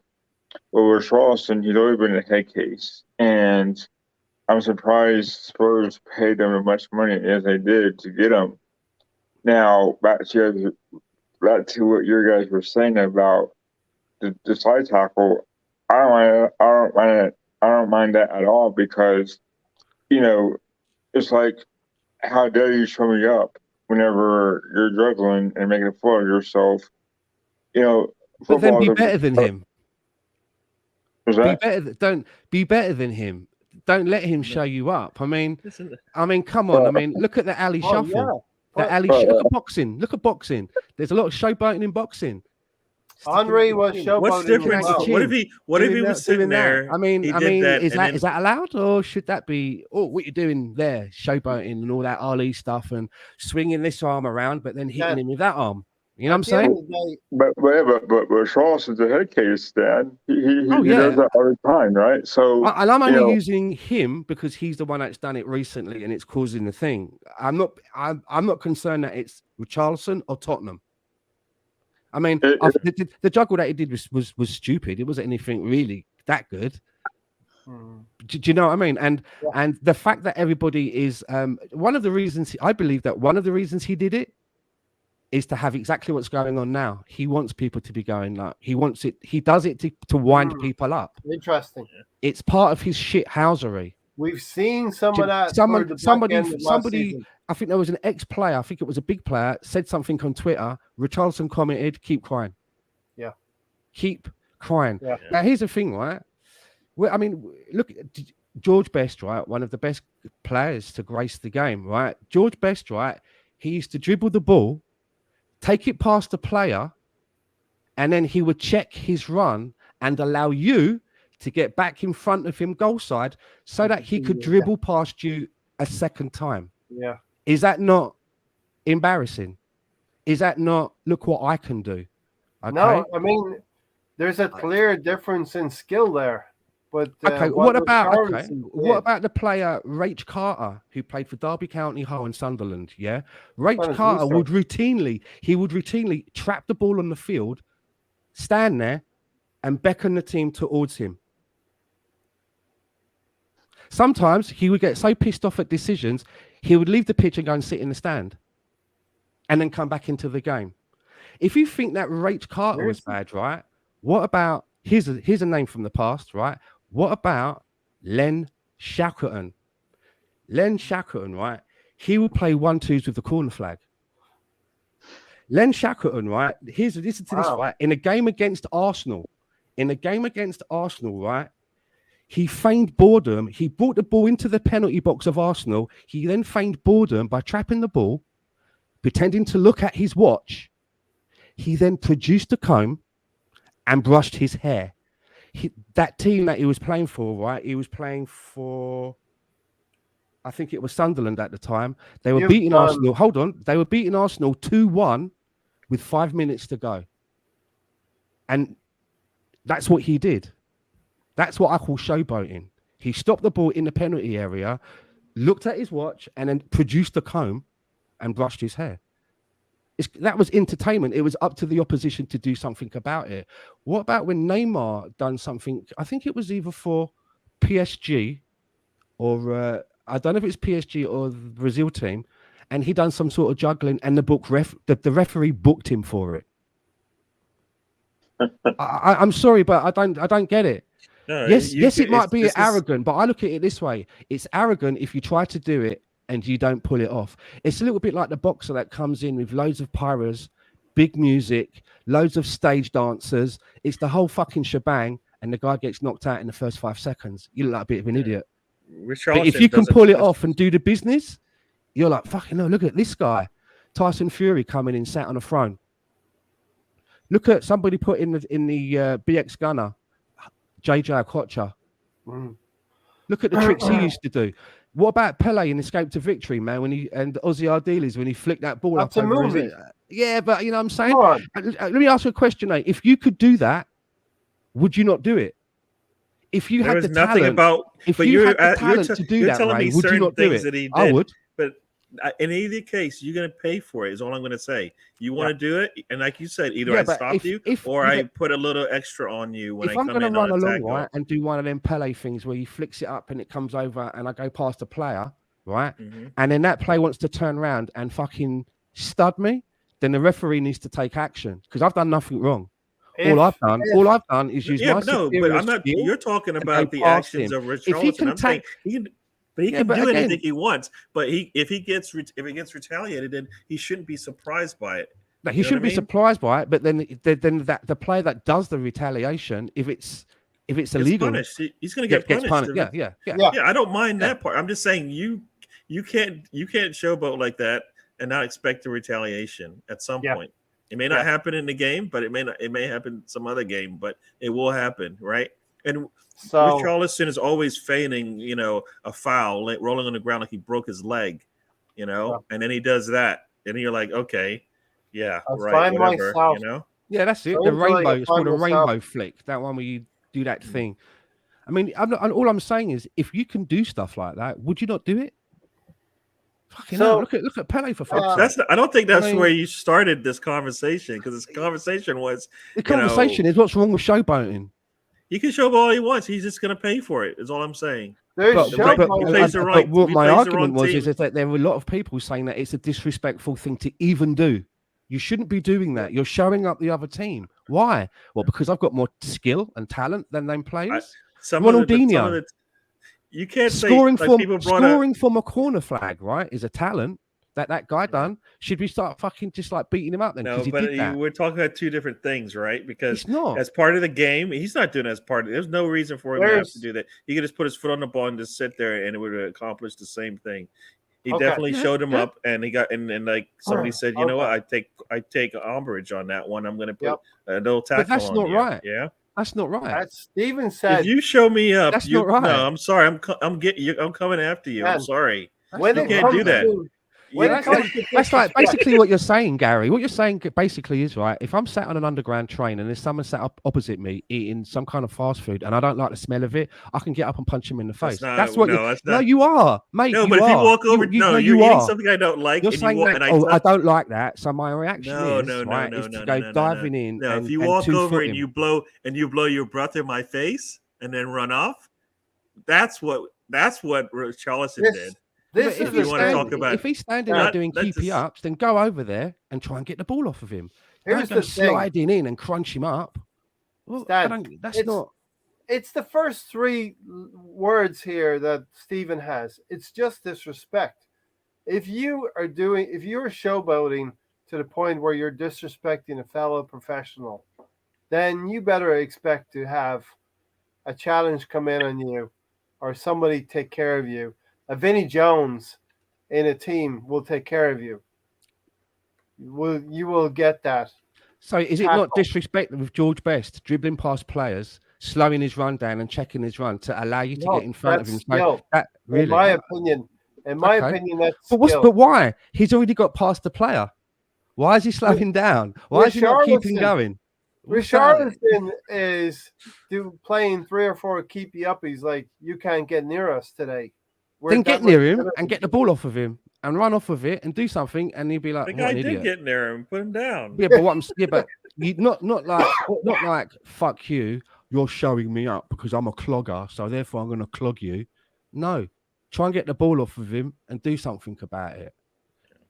It doesn't say in the laws that he can't do that. We can't be talking about police, players policing, themselves on the pitch, and then go, well, you can't do it now because he's just showing his skills. And I think those aren't the skills that we're talking about. Keepy uppies in the middle of a game aren't showing his skills. He's not using it to benefit himself. He's not getting away from another player by doing that. I mean, like I said, disrespectful. And you know what? If you get punished for it, you get punished for it. Yeah.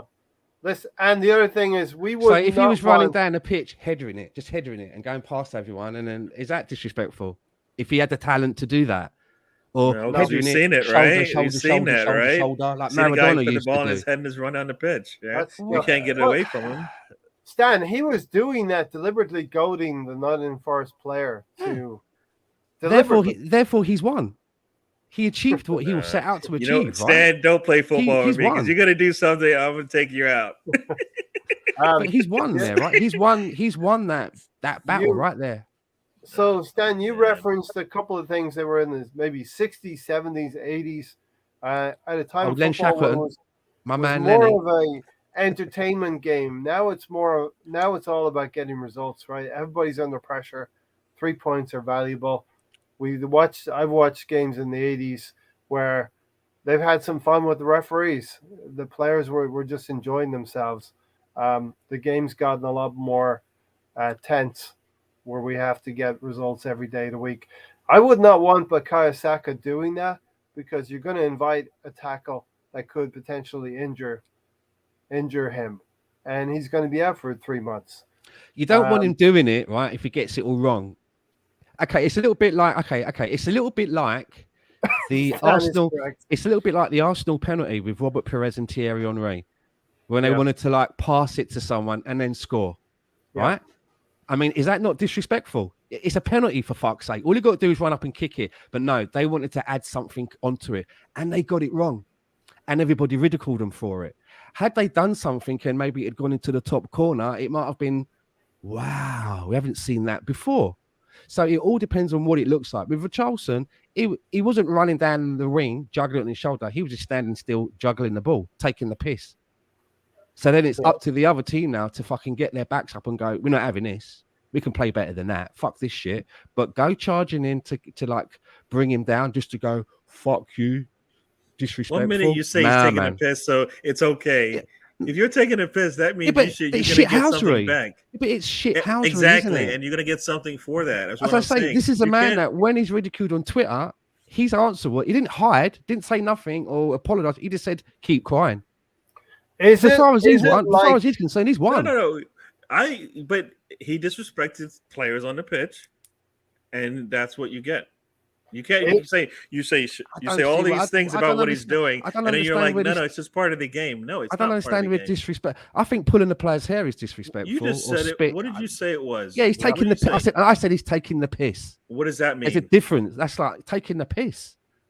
It's not. I didn't say that's from where I come from. It means different. He's taking the piss out of them. He's laughing at you. It's not. Yeah, exactly. He's laughing at you.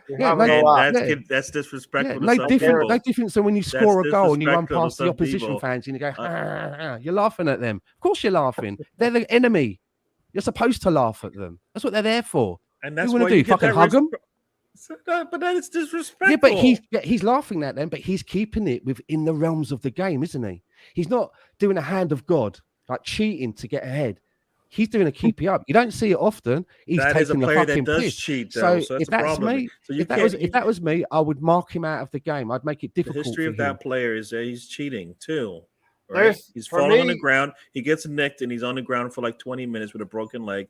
Mysteriously, he gets up, walks off. You know, that's who you're backing right now. I don't understand why you're backing this player. They're the ones that brought. You don't like him, for it. Stan, you don't like him. It is a controversial take. It's an interesting topic. At least Gary and I disagree with you. I don't know about Alonso. Do you agree with Stan, Alonso, or not? Like I said before, I think Richarlison is a head case. You know, I think that it doesn't surprise me, but I think there's a certain class and player that I think you get away with it. But then again, you know, someone who is on the caliber of, say, Thierry Henry does that. He wouldn't do that because he knows that he'd be called out for it. Whereas with Charleston, you know, he doesn't quite get it because he's not a superstar. He doesn't quite comprehend what it's like to be in that position. And I believe he's back up to Harry Kane. And as much as I hate Tottenham, Harry Kane is kind of a professional, whereas Richarlison does not. What? But at that time, so that guy take out Gabriel Jesus with his shoulder. He's not classy. Nah. You see, I've seen him jump under players in the air. Well, he wouldn't do that, classy. Gary. He wouldn't showboat like that, Gary. That's what I'm trying to say. No, but I'm saying you're talking about classy. If Harry Kane was leader, he would pull Richarlison aside and say, "Hey, they're doing that stuff." That's what I'm trying to say, Gary. So I think if Harry Kane were a leader of that team, he would pull Charleston aside and say, "Hey, man, don't be doing that stuff because you're not only embarrassing yourself, you're embarrassing our club as well." Yeah. If I was a football player, I'd want to embarrass players, and if I had skills that I could do, I'd want to do those. However, if I go to do a little flick or whatever and flick it over a play, and I get it wrong, and that player gets the ball off me, and they go down the other end and score, then I've got to expect a bollocking from my manager. I've got to expect it from the fans. Yeah. I've got to think about if I'm going to do. Am I going to do that move again? Do you know what I mean? But if you can do it and pull it off, whatever. Okay, with Richarlison, he wasn't doing the move. He was trying to embarrass himself. Yeah, you lot ain't even worth it. I can stand here and do keepy ups. Now, not being funny, that should keep the fire in your belly. If I'm the other team, I'll be rowling my teammates up. But I'm not going to go in and 2-foot him. It's no different. I'm not going to go in and 2-foot him. Do you know what I'm getting at? That's not part of the game, man. It's no different to on Sunday when we're 3-0 up on Manchester United and we're holding the ball and we're getting olays from our crowd at that stadium. It's no different. It's no different than a backheel to me, or a player scoring a goal by doing a backheel. Backheel, you know what I mean? If you're doing that olay and holding on to the ball, you can expect the Manchester United player to take one of our players out. It's just going to happen. And you worry about and I'd like it to be a fair 50-50 tackle, not an obvious. I just don't like it because you're doing that and you're going down. Well, that never happens. It's never a fair 50-50. I know. So you're putting yourself in that position. So as I said, if you're going to do it, you've got to be able to pull it off, get away, finish the move, and not get yourself hurt. Do you know what I'm getting at? You got to pull it off. And I can't believe I agree with Gary on this segment. And as Raul said, there is a difference between disrespect and embarrassing. It's no different than when you're boxing someone. You think, I've got this win, and they're sticking your chin out, and they're jabbing, and you're just ducking out of the way, and you're fucking doing the old alley shuffle, and you swing that arm, but you punch with that arm. You know, I'm getting at. But after when the final bell goes, you see that guy run over to him and hug him because he respects him, because he understands what that guy's gone through as a fellow professional. Nobody's going over to hug Richarlison ever in a match, and you know it. So I keep saying, I know. You got me there, Gary. You got me there. Not even Richarlison's mother hugs him. You got me. She's like, you're an idiot. What are you doing on the pitch? What are you doing? Stop that. But listen, don't get me wrong. I think he's a bit of a knob, and I think what he did was a bit knobbish.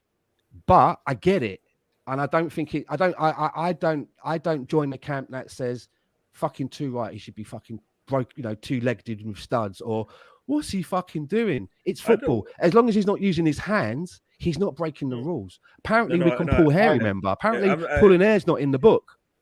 Then revise the book. Revise the book. Somebody does that, if this is disrespectful, they do that to me, and I'm upset. So you can't do this shit. They're gonna know I'm there on the pitch. Is all I'm gonna say.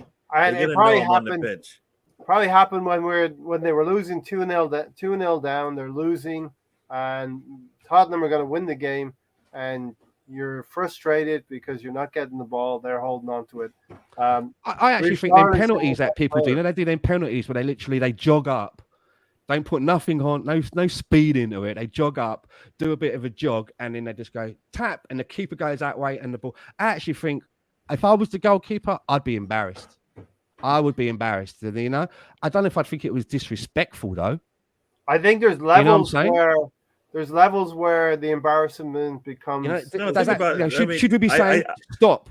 You can't take a penalty like that. You've got to run up and just boot it. You must run up and boot it. Don't try and embarrass the keeper. Just run up, keep your head down, and aim for a corner. None of this fucking panyaker, jigging around, stuttering, doing this. No, you must take your fucking penalty directly. Think about this. Say the goalkeeper falls down. You're a striker. You've got nobody in front of you because the goalkeeper fell down, and you walk up just before the line. You stop the ball. You lay down, and you hit the ball with your head on the ground and score.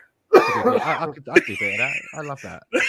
That is what Richarlison was doing to me in some respects. All right? And what is wrong with that if it works and the ball crosses the line? And what is wrong with that? That's why I'm going to come in on you next time. The Panenka. That's what the players do that Panenka where they just chip it down the middle. The goalkeeper jumps left or right. It's a penalty. They score it. I think Richarlison invites that, and the Tottenham fans will be talking about. Remember the time he did the keepy uppy, and he's a legend now. But he does invite that. He'll be a legend, but with what in his trophy cabinet? Exactly. Exactly. I agree with you, Gary. But look at here. Let's bask in this. 5 wins, 13 goals for, 4 against. We've already picked up a lot of points towards what we hope to be top 3, maybe top 2 if we fight off Liverpool. And I was a little bit disappointed about Liverpool getting that winner the other day against Newcastle. But let's jump into the upsets, and we don't have to pick the upsets today. Sorry, nice comment there from Why Not? What he's put there is 9-0 disrespectful, or after 6-0 should you just say, okay, we won't score anymore because you're not going to win. We're just going to just fucking walk around in that. You can even score a couple if you want. Score you know 2. what was disrespectful? When City beat us 1-0. Sterling scored a header over Holding, and for the rest of the game, they did nothing. And we did, guess what? We did nothing. That's disrespectful and embarrassing, whatever you want to call it. No, you should be pissed off. You should be pissed off as a team when a team can do that to you. Look, we just scored 1 goal. Guess what? We don't even have to score for the rest of the game, and that should piss you off. And then there should be some hard tackles at some point because you're pissed because you're not getting anything out of this game, and you know it. And that's another thing that's an disrespectful embarrassing part. is Jurgen Klopp putting his arm around little Scotty Parker, and Scotty gets fired. Yeah, he just wanted to know where he bought that cardigan from. That cardigan. It's quite nice. My wife likes it. Do we exchange tops at the end of this game? Because I quite like that cardigan. Yeah. We should exchange tops. Do you know how much I looked it up? That cardigan cost £1,300. I looked it up. I've looked into it. Yeah? £1,300. It's called a thumb. I looked it up yesterday. I was looking at it, and it's really funny because when you find it, the guy that's actually modeling the cardigan from the company, you're like, if I'd seen that guy in that cardigan, I wouldn't be looking it up. That's what I'm saying. They should have used a Scott Parker photograph. The guy that is ridiculous. That is ridiculous. One piece of clothing. I can understand, like, a 3-piece suit or some silk dress or something. Sterling as well. That is for just a cardigan. That's ridiculous. Okay, so let's get into the weekend's games. We don't have to pick because we just finished the weekend of the midweek of games. So we're going to preview real quickly. We want to get through these 9 really quickly. What's the scores on the picks? Who's doing? What's I haven't updated, but I didn't get points. My hero didn't get points. No, you didn't, did you, Ray? Yeah. I didn't. No, not this time. I didn't. Yeah. Stan, you picked up some points. Alonso, Gary, Stan, Sam picked up 6.5 points, and Matt and Tony picked up 7 points for Fulham. Fulham doing quite nicely. I can give you the scores without your added points, so you can have a quick look at that. But Stan, looks like you'll be level with Sam. No, you'll be still a half point ahead of Sam. Anyway, Stan, you're top of the pile. Gary, you've got a little bit of work to do to catch up. And Matt, Alonso, you got to get your game together, but you will get points for West Ham versus Tottenham in the last game. So you'll move up. So everybody happy? Very. All right, so let's go kind of quickly. Everton versus Liverpool, Gary. And Liverpool. A few weeks ago, you said you and Stan said Liverpool were not going to lose drop points back-to-back games, and it did happen. So. Yeah, and then they punished the next. Then they punished the next team. And they got lucky with the extra 5 minutes of extra time to get all 3 points in the next game. So football gods are on their side right now. So yeah, Liverpool win this one easy. Okay, it is at Goodison Park and it's a derby. Doesn't matter where it is. Everton is not beating them. Alonso, Everton at home. They're 17th versus Liverpool. Did Everton bring anyone in? Did Everton bring anyone in? I don't think so. We can't get into all of that. I don't know. Liverpool brought in Mello, didn't they? After Mello, so they brought Yes, someone in for their yes. midfield. Okay. That's it. Alonso, Oh, Liverpool. Liverpool. Yes. Yeah, unfortunately, I think Liverpool are starting to grind out some victories, and they're going to start to put some 3 points together. I feel. Stan, Is Darwin Nunez back from his ban for this one? Because he was out, right? He had the red card. He's been out for a few he missed games. Palace. He missed Bournemouth. Is he out for this one? No, he should be back. He Hmm. missed Palace. He missed Bournemouth, and he missed. Actually, he was out for Palace. No, he's only missed. 2 of the one. 3. You see, Yeah. you notice that they're going down one Only goal missed a two. lot. He's only been out for 2 games. Okay, so he's not going to be available for this game. And how many times now have they gone 1-0 down, and had to fight back? They seem to be doing that all the time. Liverpool Liverpool. have. Correction, I read that wrong. He will be back. Sorry, I read that wrong. I think that's going to be a draw. Because there's always, when it's a derby, sometimes you overthink it, and it's just like a bit of a stalemate. I see that being a draw. Okay, Liverpool and Everton play out a draw for you. Stan, Tottenham at home to Fulham. 3rd place London versus derby. 8th place Fulham. And Fulham, listen, why can't we celebrate beating Fulham in the last minutes? Because Fulham are unbeaten apart from us beating Well, they're them. going to have that Paqueta guy playing for them, right? Is that where he went to Fulham? Mitrovic. right. Paqueta went to West Ham. Paqueta went to West Ham, right? Okay. Fulham, Tottenham. That's another one that I could see being a draw. London derby. We hope so. Yeah. Mitrovic has started off really well with the season. I could see that maybe being something like a 2-2 draw. Yeah, I'll go with a 1-1 there. Tottenham, Fulham. Gary? I hate them. Yeah, we know that.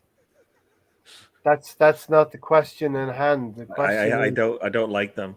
Okay, I'm going to skip you from now on when it comes to Tottenham. Okay, because that's You're the only talking about response. Fulham, though. You hate Fulham. No, Gary just hates everybody that is in Arsenal. So There you go. I get that. Alonso, Tottenham versus Fulham. I'm going for a full win. Oh, look We're at going to go that. for Fulham there. Yeah, Ooh, I'll ballsy. take the draw. That'd be nice. wouldn't it? Is it at Fulham or Tottenham? It's at Tottenham.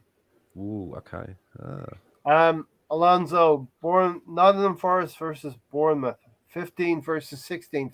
If Tony was here, he would say this is the who gives a crap fixture of the weekend. Nottingham Forest versus Bournemouth. Bournemouth could get some kind of a uplift now that Scotty Parker's been sacked. Stan, I'm going to go for Bournemouth beating. I'm not. I'm going for the other team because they brought in a few. They brought in a lot. Renan Lodi at left back, and he's one of them. Like there was about 3 seasons of FIFA where he would always be my backup left back, competing for the left back's position. And it's one of them ones that, you find them on a thing where it's like best wonder kids to look for. Look at this guy, look at that guy, and then you start hearing him in the real world. So I love that when that happens. You're like, I've heard it. I've been following him to go to Nottingham Forest. He almost scored from the other day as well. He will score goals for him. I'm going to put my money on Nottingham Forest because I'm really happy that they're back in the Premiership. They're like a team for my kids, for my youth, So I'm going for Nottingham Forest. And they've bought more people. For me, Aston Villa have become one of the teams that I want to see going down. And that started. I never had no beef with Aston Villa. They're a team that I didn't give a fuck about. But ever since they started all that bullshit with Emil Smith Rowe that summer, putting in bids and all of that, and then the Martinez thing, they got onto my shit list. Yeah. Sticking with Nottingham Forest and Bournemouth, Gary.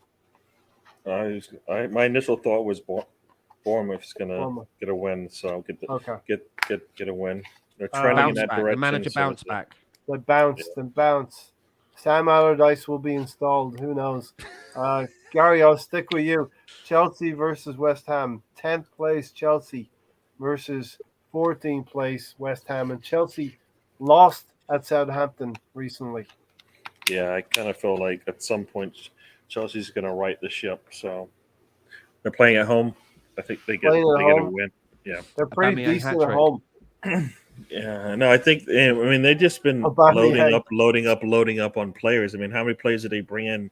In the last week, it seems, right? So no, I don't want it to happen, but I can see Chelsea just running away with this thing. I mean, what is it? West Ham? Did they? I don't know how they got their first win. I think they got their first win with their first goal of the season in the Yes.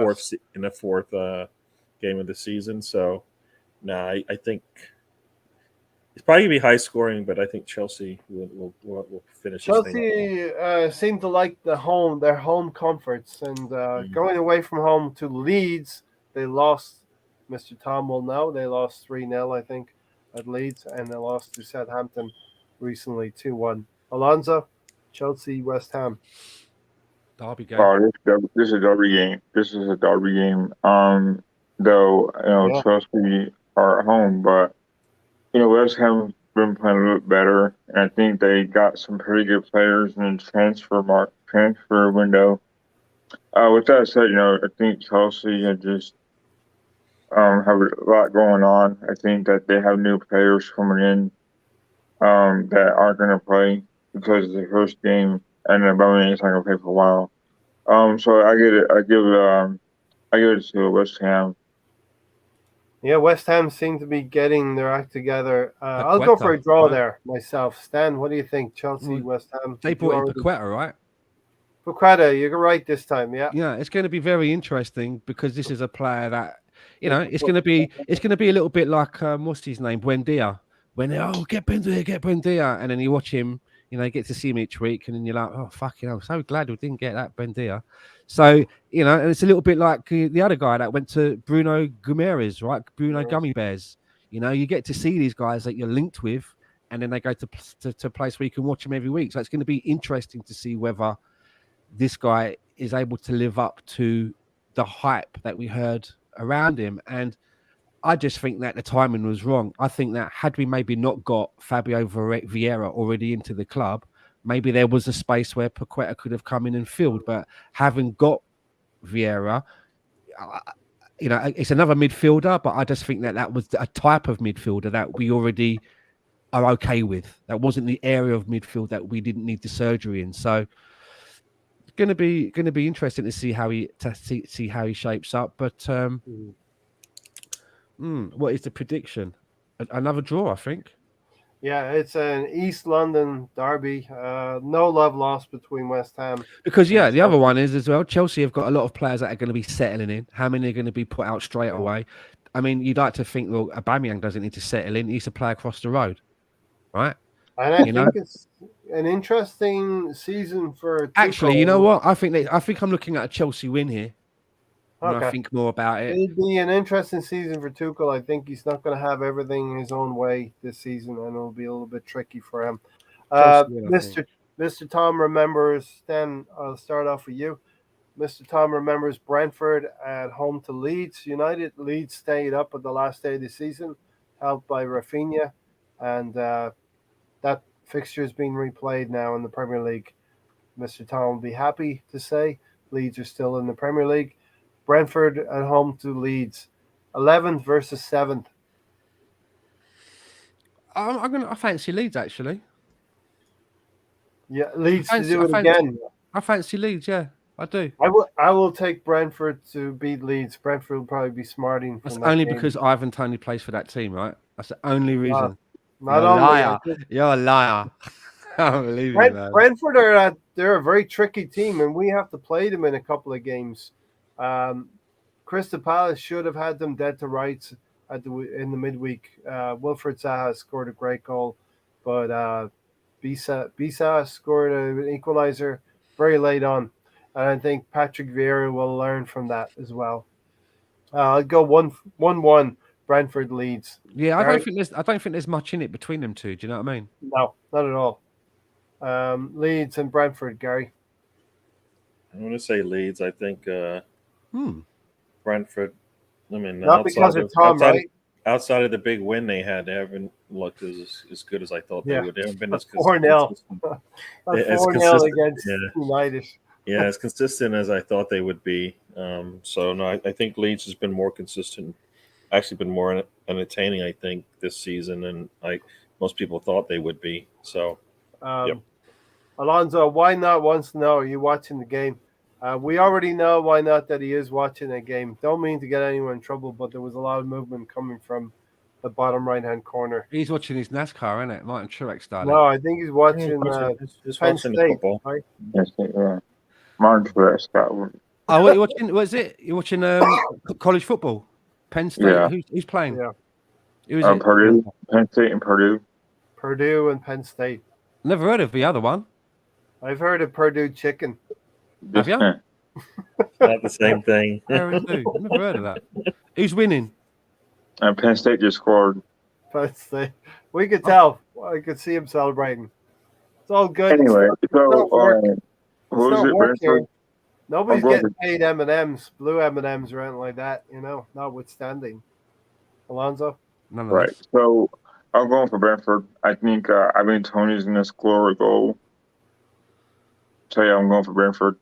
All right. And we will not be signing Ivan Toney in this window that just passed.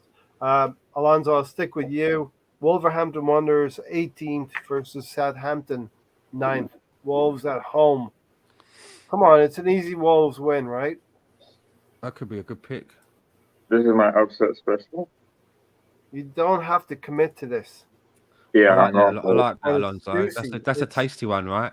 18 Yeah. versus 9. If you're going to gamble, this is a good one to gamble on, I think. Wolves at home. Yeah. I think I'm going for Wolves. Because even if you don't get the win and you get the draw, that's still healthy points, right? Yes, sir. See, I've got it now, right? From last season. Remember, I didn't get it. I got it now. Well, Tony's not here to cast It's just simple math, Stan. It took me ages to plot it in. I've been like, I'm picking that team, and Ray's like, "Are you sure? You're like 16 versus 15. Are you sure?" There's like only 1 point in that. Only but that team's going to win that team. It's not about that, Stan. It's about an upset pick. And no, I want that one. Really? Oh, okay. If that's what you want. You want to find something with a juicy amount of points, but that also has I'm down. I've got it. I'm on it. Realistic. Don't worry. Hence, I'm in the lead. It's interesting that we were never as going to get moved either. We were never as going to get moved, so which is surprising to me. But yeah, I'm going for Wolves. I think Raul Jimenez is going to score a goal. Raul Jimenez is back. He's going to score. Stan, you agree? Yeah, they've definitely they can beat this team if they wanted to. Do you know what I'm getting at? They can. They have it in them. You know, and because of the game that we're playing, it's got everything that you want for a pick. So I'm looking at probably going with this one at the moment. Okay. This is a favorite. This is a favorite for me at the minute. You don't have to commit yet. Well, like you didn't the other week. What was the what? Like you didn't the other week. I got it in. Stewards inquiry. No. Stewards Winner, inquiry. all right, Stan. Winner, all right. You create this thing. You don't even get yours in on time. Gary, you don't know the I'm half in. of it. I caught him the other week. I caught him. Not true. In the show, right? He was like, yeah, I think Wolves was the one. I think it was Wolves. I might have to change my mind. Early in the morning, right? I wake up and there's this message. What's your pick, Stan? I'm going for Everton. And I wake up and I look, I was like, oh, that's handy. Everton have been playing for how long already? No, No, he didn't. And I called him on it. He's like, no. He was like, no. I was like, yes. I knew. I you know what, Stan? I am not surprised. I am not surprised. I've seen. We know right? It is not. We know something shady's going on, and the game. All you're doing is on the East Coast. The game started at 10 a.m. and the text was timestamp 9:32. Timestamp 9:32. Ray's trying to make it. I'm in like a different universe now. To I circled it. I'm in the multiverse for you. I circled it for you. Gary, moving swiftly on. Wolves versus Southampton. Did you get your? I think this will be a draw. So I think both teams are coming in, like as you said, with some salty some good stuff happening to them. So I'm going to say it's a draw, which I guess gives it to Wolves. So look at this. I mean, fucking it's rat easy scallion, to mate. Never mind rascal, rat scallion, panhandler. Yeah, that man's got. That man's got an extra set of. He's got an extra deck of cards in his pocket. Oh, You don't even know it. I do I was not like- live I in was like, Ireland. Everton? You were raving about Wolves, man, last night. And all of a Why sudden now not? you're on Everton. I spent most of my life in Ireland, and I think I have to go a few more years before I equal that in the States. But I've been here a while, so you can't work out my age just because of that. Okay, but yeah, I'm from Ireland, but I don't live in Ireland. Gary, Newcastle at home to Palace. Salty Stan. What do you? It's like a country, Salty Stan. I think Newcastle are looking pretty good with the way that it's happening for them up there with little Lord Fauntleroy managing them. Isak looking good. Could have had 2 goals, got 1 chalked off. They seem to be on a bit of an upturn. Unlucky So- to have that chalked off as well. I Yeah. think Newcastle going Very well. unlucky. It was like a fucking hair offside. It's by not the so looks much of a it. revolution in Newcastle as in a slow transition to Yeah. being a better Yeah. and better team. Yeah, And, they haven't done the stupid thing. Like, you remember when Man City got all their money, they just went out and bought Robinho. We're going to buy Robinho. And even Robinho was like, what club am I going to again? Which Manchester is it? They're not. They're being a bit frugal, but they are elevating the class of player which they would usually go for. And that's how you've got to do it. You think, okay, let's go and win it now. No, let's get into that competition. When we get into that competition, we can then attract players that work in that competition, that see what we're doing. We then go to getting into semi-finals of that competition and so on. And I like it. Because I literally thought that they were just going to go, here's the money. Who wants it? Yeah. Gary, Newcastle went to Wolverhampton Wanderers, drew 1-1. They were lucky to get the draw with San Maximin, great goal. They go to Liverpool, really should have got at least a draw at Liverpool. So Newcastle are playing decent stuff, but they're dropping points, you know. Now they're going to play at home to Palace. Yeah, I think and Crystal 12. Palace is coming in with a draw against Brentford. So if you look Brentford. at the quality of the previous game, and you expect I think Newcastle will run away with this thing. So I think they would run away. I mean, it should be. Hopefully, it's an entertaining game, but Newcastle should run away with it. It will be a good game. What's striking is when we're going through all of these, Alonso, what's striking is looking at all the players that didn't move. Wilfred Zaha didn't move. Neto didn't move. Neves didn't move. All these players that the clubs actually need. So what are your thoughts? Wolverhampton Wanderers Newcastle at home to Palace, Alonso. Yeah, I think, it's kind of interesting how these players didn't move. But however, maybe it's for a reason. Maybe, Crystal Palace maybe think very highly of Zaha. Maybe Vieira think very highly of Zaha. So, it's quite interesting how that turned out. And maybe I remember a couple of years ago, Zaha didn't really want to be there, but now he does. So, yeah, I mean, I think Vieira now has a plan, and I think the players have bought in. So, I'm going for Crystal Palace for sure in this game. Okay, Palace away to Newcastle. I hit them on the break and win that game. Okay, next one, Aston Villa versus City. For me, Aston Villa can just go down and be relegated. I hate Aston Villa, but I also see maybe a Haaland, another hat trick incoming. Wouldn't that be a madness if he got another hat trick, Stan? And well, yeah, three games running. You're buzzing, right? And your next game is a team that's fucking is in disarray. So you take advantage. Yeah. Or do we show them some respect and just score the 1 goal rather than pick the fucking No. Hey.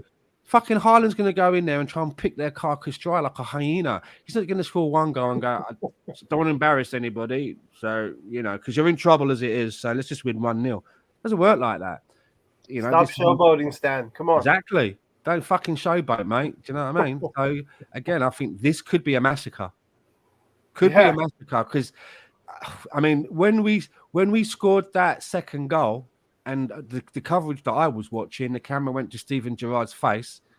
it reminded me of. Remember when we done Wolves? Remember when you said, Ray? We said like we broke them. We done them Wolves in them 2 games, and we just. Yeah.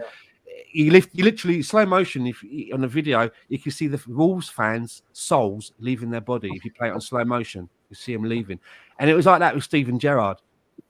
He was probably like when he equalised, it was probably like, right there, lads, right, that's fantastic. All we got to do now is, oh fuck, Yeah. If he didn't finish his pep talk, we'd fucking got another one. We talked about that Crushed. 2 or 3 minutes later. We were able to get ahead again. It's very important of Arsenal being able to do that.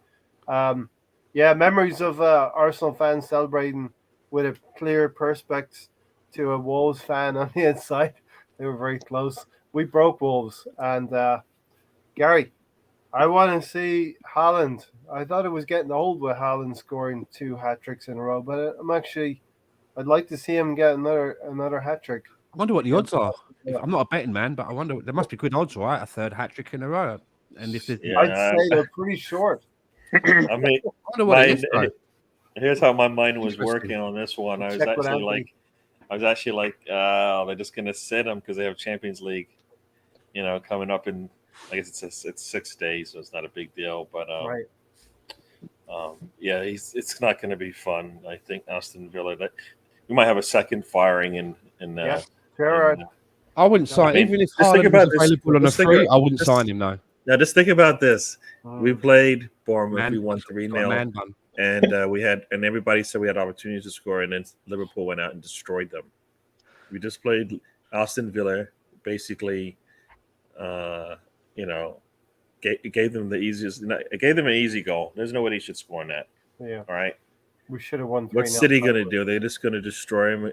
They just won 6-0 against Forest, which is a much better team than Aston Villa. Yeah. I mean, they like you said, Stan, they could probably just go in and put 2 goals in and then shut it down. Yeah. Because I can't see Aston Villa scoring 1 goal. Some respect. 2. No. I mean, you could actually sit Haaland if you wanted to and get him, rested. But my thing about Haaland is, can he survive Premier League season? You know what I mean? Like, it's going to wear on his. He's shown a little. He looks pretty frailty durable there. He looks, and he hasn't been. Big difference. It's just he's in a tougher. He's missed many games. Okay. In the Bundesliga, right? And he's in the Premier League now. I didn't know that. It's tougher league. Yeah. What injuries? He's been out. I remember seeing him sit. He's in a better team though as well. You got to factor he's in a better team. No, but he's in a tougher league. Yeah, but a better team. So it's still the league is tougher though. Is it tougher when you're in a better team? Yes, I think so. I don't know. He's getting injured in a weaker league. He's coming to a tougher one. I don't know. I mean, it's not like City has won every game, and it's not like that all the games are going to be as easy as they've been for them, right? When the Champions League picks up, not going to be that easy for them. They're going to have tough games. They might win them all still, but they're going to have tough games. I think they win this one easy. All right. And that Alvarez guy looks pretty good for them, doesn't it? Like, I've never seen him before. He fucking looks. Yeah. Where did they get him from? And make him in a factory or some shit. South America, yeah. It's scouting, Alonso, Haaland, will he have his way with Aston Villa, and will Steven Gerrard get fired? Into the sun. Into the moon, into the sun. It's just a tough position because he knew the job that he was getting into. They're not a big club like people said they are. They just suck. And so I think Haaland and Alvarez and Rodrigo and whoever else are going to have to deal with them. I think it's, we all want Villa to lose because, it's just, they're just sorry. And it'd be kind of funny if Grealish scores a goal against a former club, right? And it's funny how Amy Martinez opened his mouth so quickly and realizes how bad his team is. It makes him look bad. So, I hope they get blown out. Yeah, So yeah, say the other way. I don't want to curse, but damn that Villa. They can go down to the next league as far as I'm concerned. Alonso, Brighton, I'll start you off. Brighton, the last one before we get to Arsenal United. Brighton at home to Leicester City. Oh man, and I think Brighton, Graham Potter, they've been playing so well. You look at the players they've lost the past 2 years. Ben White being one of them, and the guy from Chelsea got, and using the midfielder, Basuma, and he's been playing. He has been playing very well, and Graham Potter should be proud of what he's done. I kind of like Brighton. They're good. They're a good team. I think Danny Welbeck's a good player, though. I think he's hurt, right? Is he hurt? He came on the last game. Okay. Midweek. So yeah, it's the kind of guy. It's kind of team. I mean, anyway, I have a special place for Danny Welbeck. I think he's a good player. I think that it's a shame that he got injured all the time. But yeah, I mean, Graham Potter is a very good coach. So yeah, I'm surprised by how good they've been. And they've been standing up. So in the league. So yeah, I mean, I like Graham Potter. I like Brighton to win this game.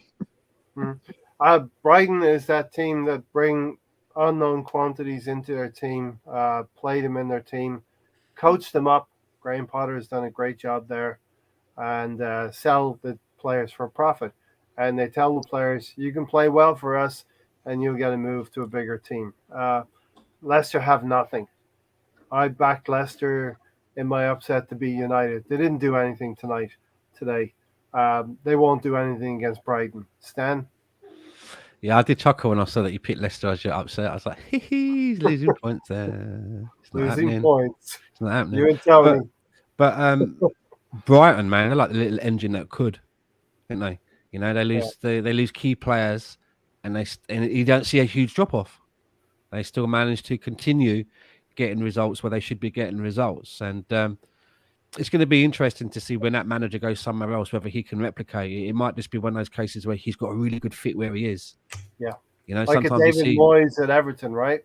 Yeah, or even Steve McLaren as well.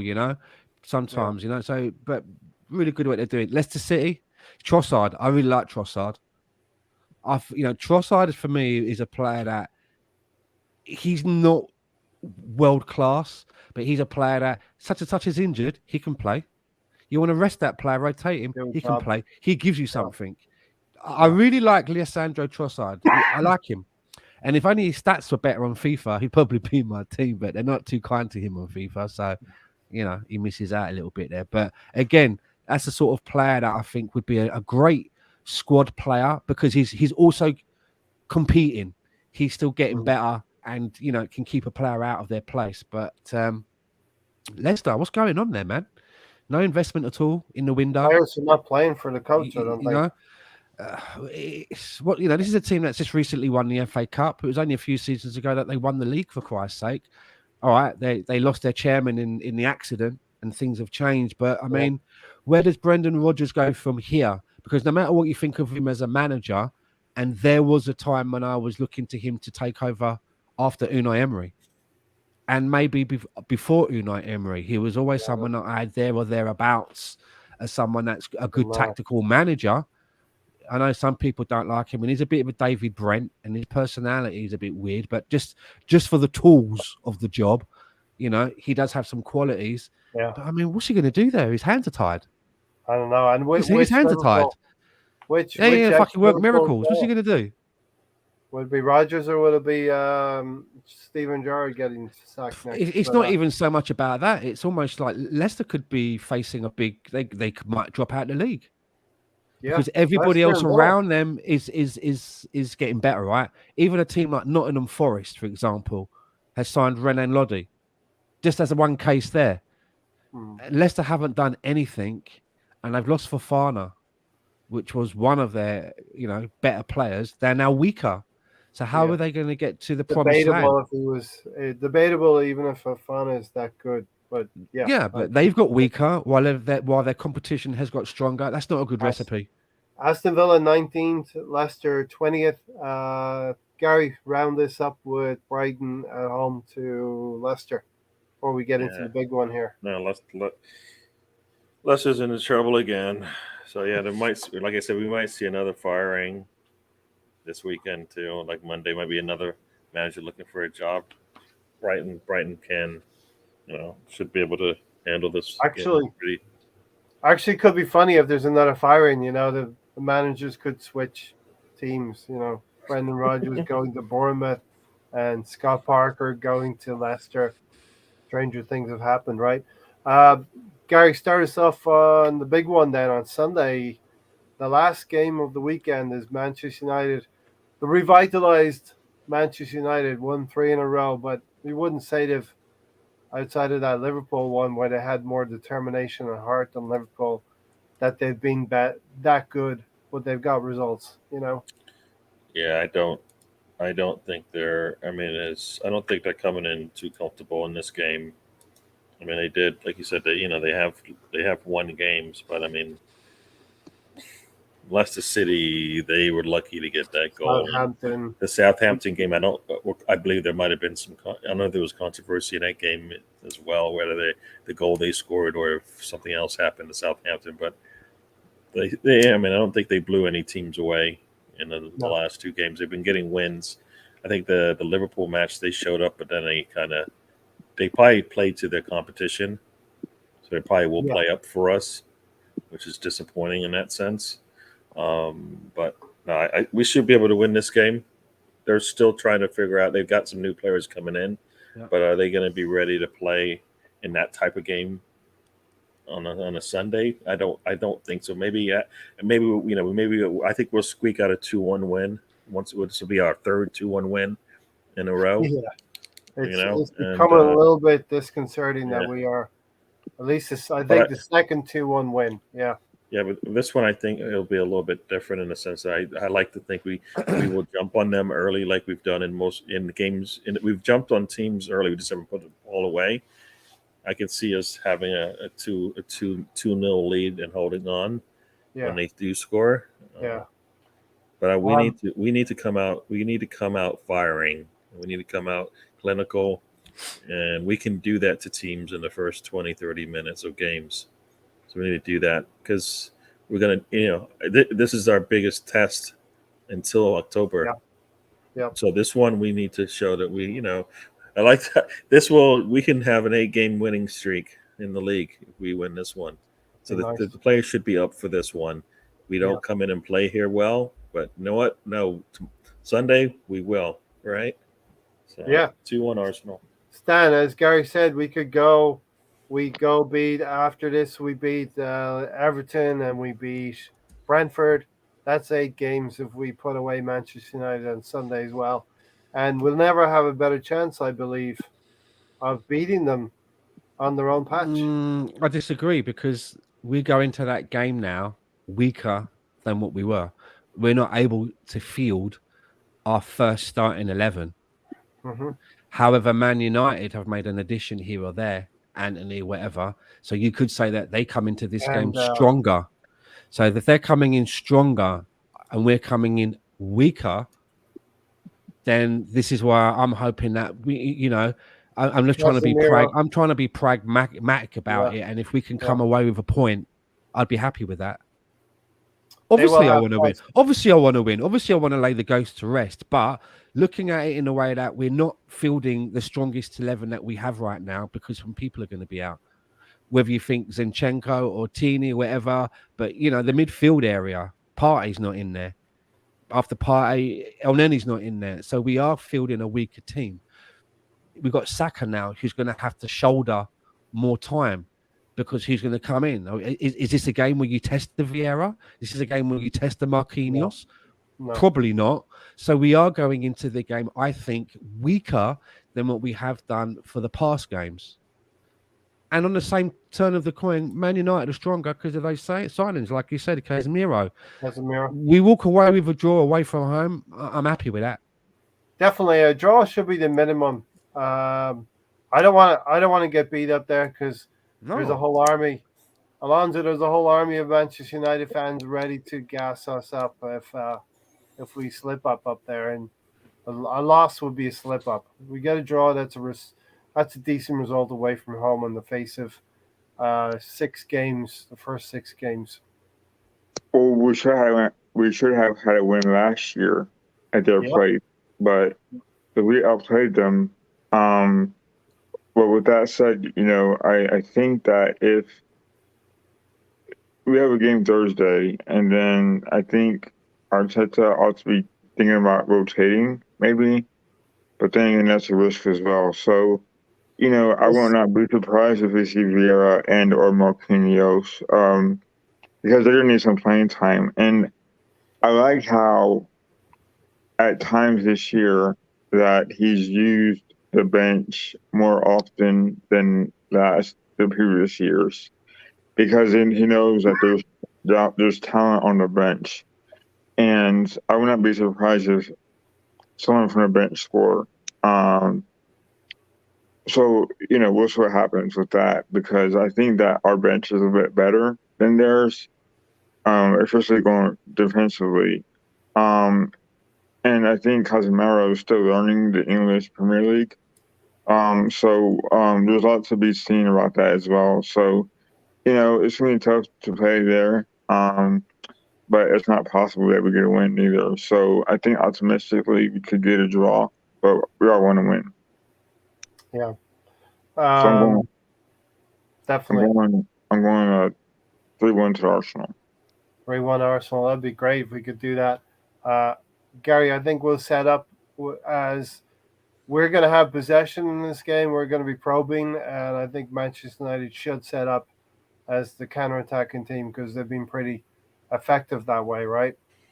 Yeah, I mean that's why we're going to need Jesus to have a really good game, so we can break them. We can split. We can split them.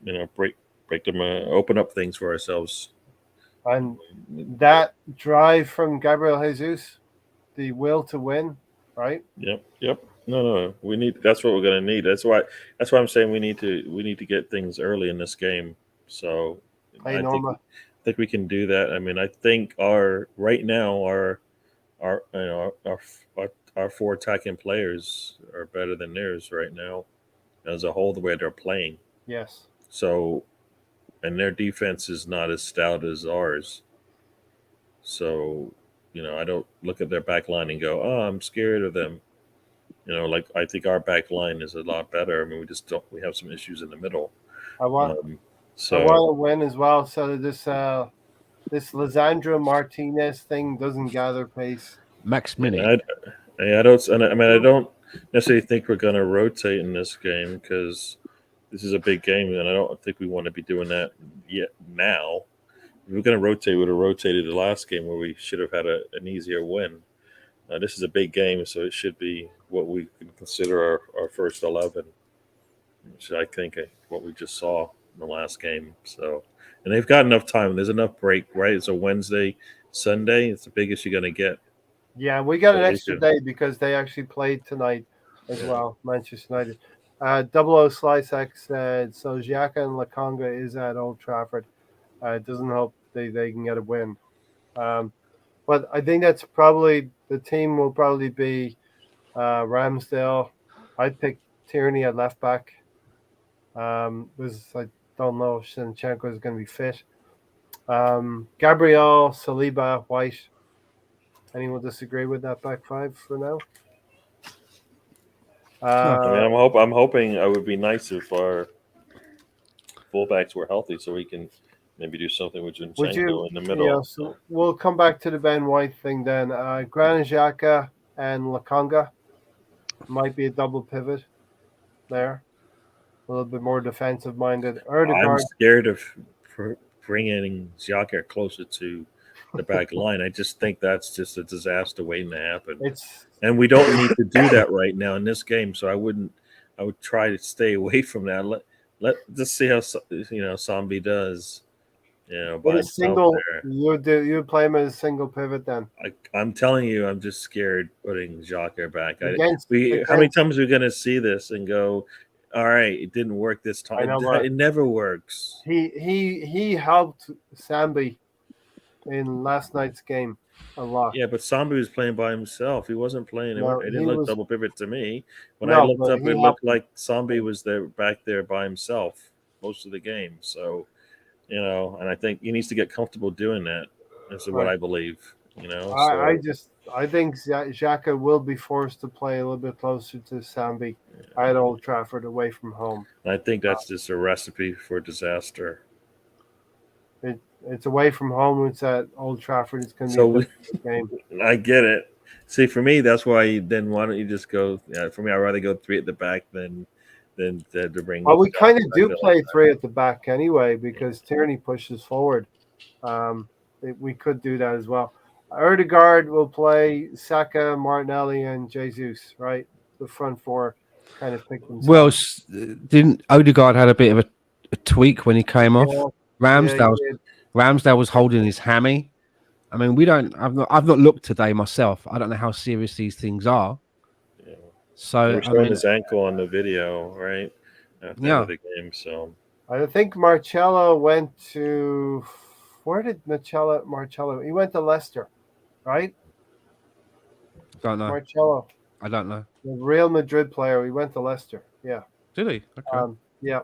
So what have you got, Stan? What do you think? Say again. Okay. What do I think for this one? As I say, I'd if we get out of there with a draw, I'd accept it because just as I mentioned earlier, I think we're going in not with the strongest team that we can field with what we have, and Man United on a little bit of an upswing because they've got some new faces in to freshen up. Did you see them play the last game? I just think that they were lucky to get the goal. I think they could be lucky again because they're playing at home. No, they can't get any luck. No luck for them. Sorry. They've beaten Leicester. Luck machine. They've beaten Leicester and Southampton, so it's hardly the best teams. They're not coming in playing like tough teams and having challenges. Don't get me wrong. They're there for the taking. It's a very different time now. They're definitely there for the taking. But, away from home, is Samba going to be able to replicate a similar performance 2 games on the bounce? Exactly. Things like that. Away from home. Yeah, things like that, Is Odegaard fit enough to play? Is he fit enough to play for the whole game? Is Ramsdale fit enough to play? I didn't check for some of these things. Would you put if Odegaard doesn't start, then it has to be Will Smith Rowe in the 10. Yeah. Okay. I mean, he's what came on for him, right?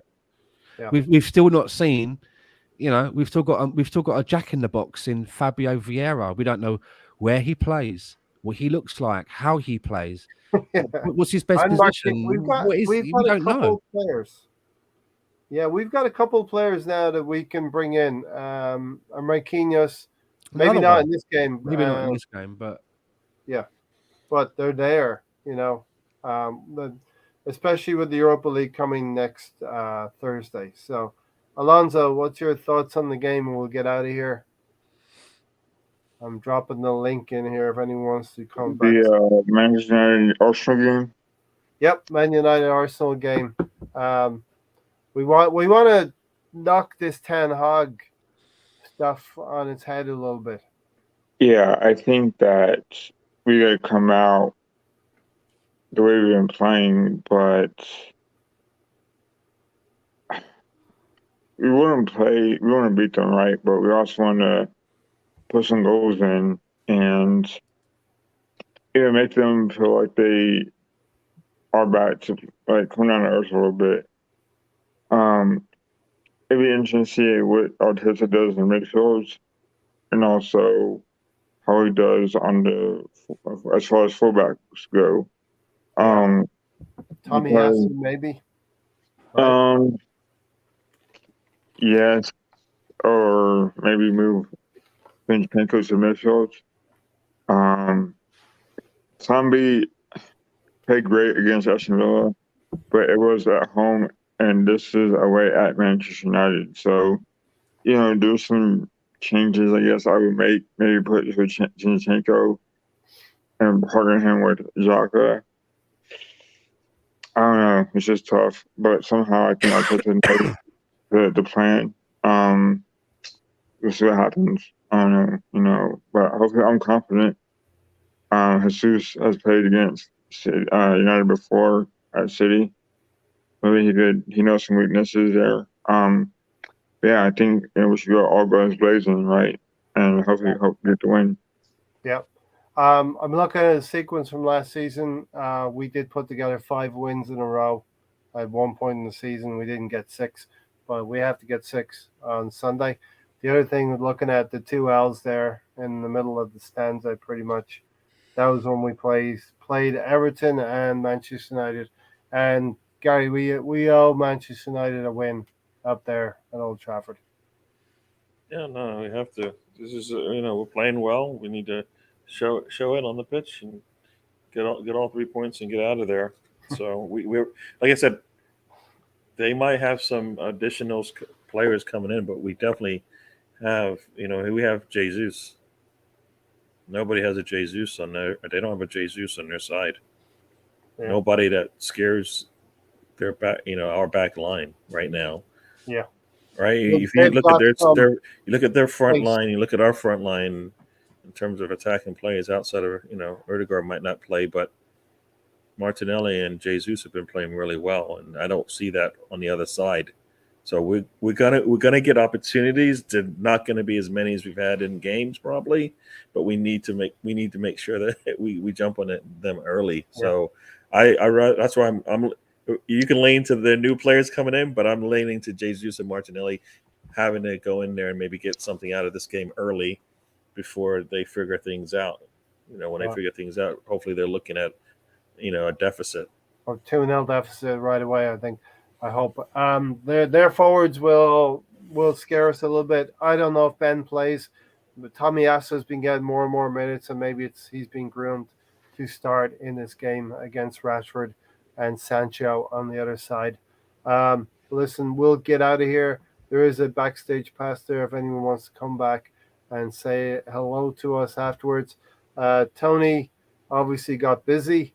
Hopefully Tony might join us again toward the end. But Gary, thanks for joining tonight, and I'd love to get 6 in a row on Sunday. That would be really nice. Yes, sir. Everybody, thank you for showing up. Everybody, thanks for joining us.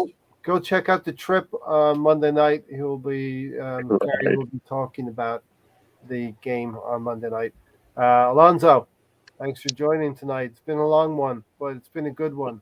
Yeah, it's been, I think, the longest podcast without me interrupting by going away. So I guess from now on, I'm going to use my phone. But yeah, it's good seeing you guys. And, it's always good to be here whenever I'm not at work and late. And so, yeah, thanks for having me, Ray and Gary and Stan, Tony, for listening. It's been fun. So, yeah, come on, Arsenal. Stan, thanks for the showboating segment. That was a lively one. Len Shackleton, man. That's what I'm going to say, man. Old Lenny Shackleton. You definitely did your research. It was like, blimey, I didn't know he was going to bring this much research to it that I didn't even know about. So, yeah, go check out Len Shackleton, right? Yeah, man that combed his hair in the penalty box. We know about George Best and all that, but hey, I'd love to get 6 wins in a row, and it would be really nice to beat that lot as well. One of our rivals, one of our hated rivals, and I know Mahir feels the same way. Mahir hates United more than any one of us, I think. So yeah, we will see you on Sunday in some way, shape, or form, and hopefully we are reporting a nice victory over that lot. Ten Hag. Bye, Ten Hag. Thanks for joining. Listen, if you haven't subscribed yet, if you're new here, hit the subscribe button, hit the like button. It really does help. And go check out Gary's show on Monday as well. Search DWTT. All right, we're out of here. Take care, everyone. Let's get that win on Sunday.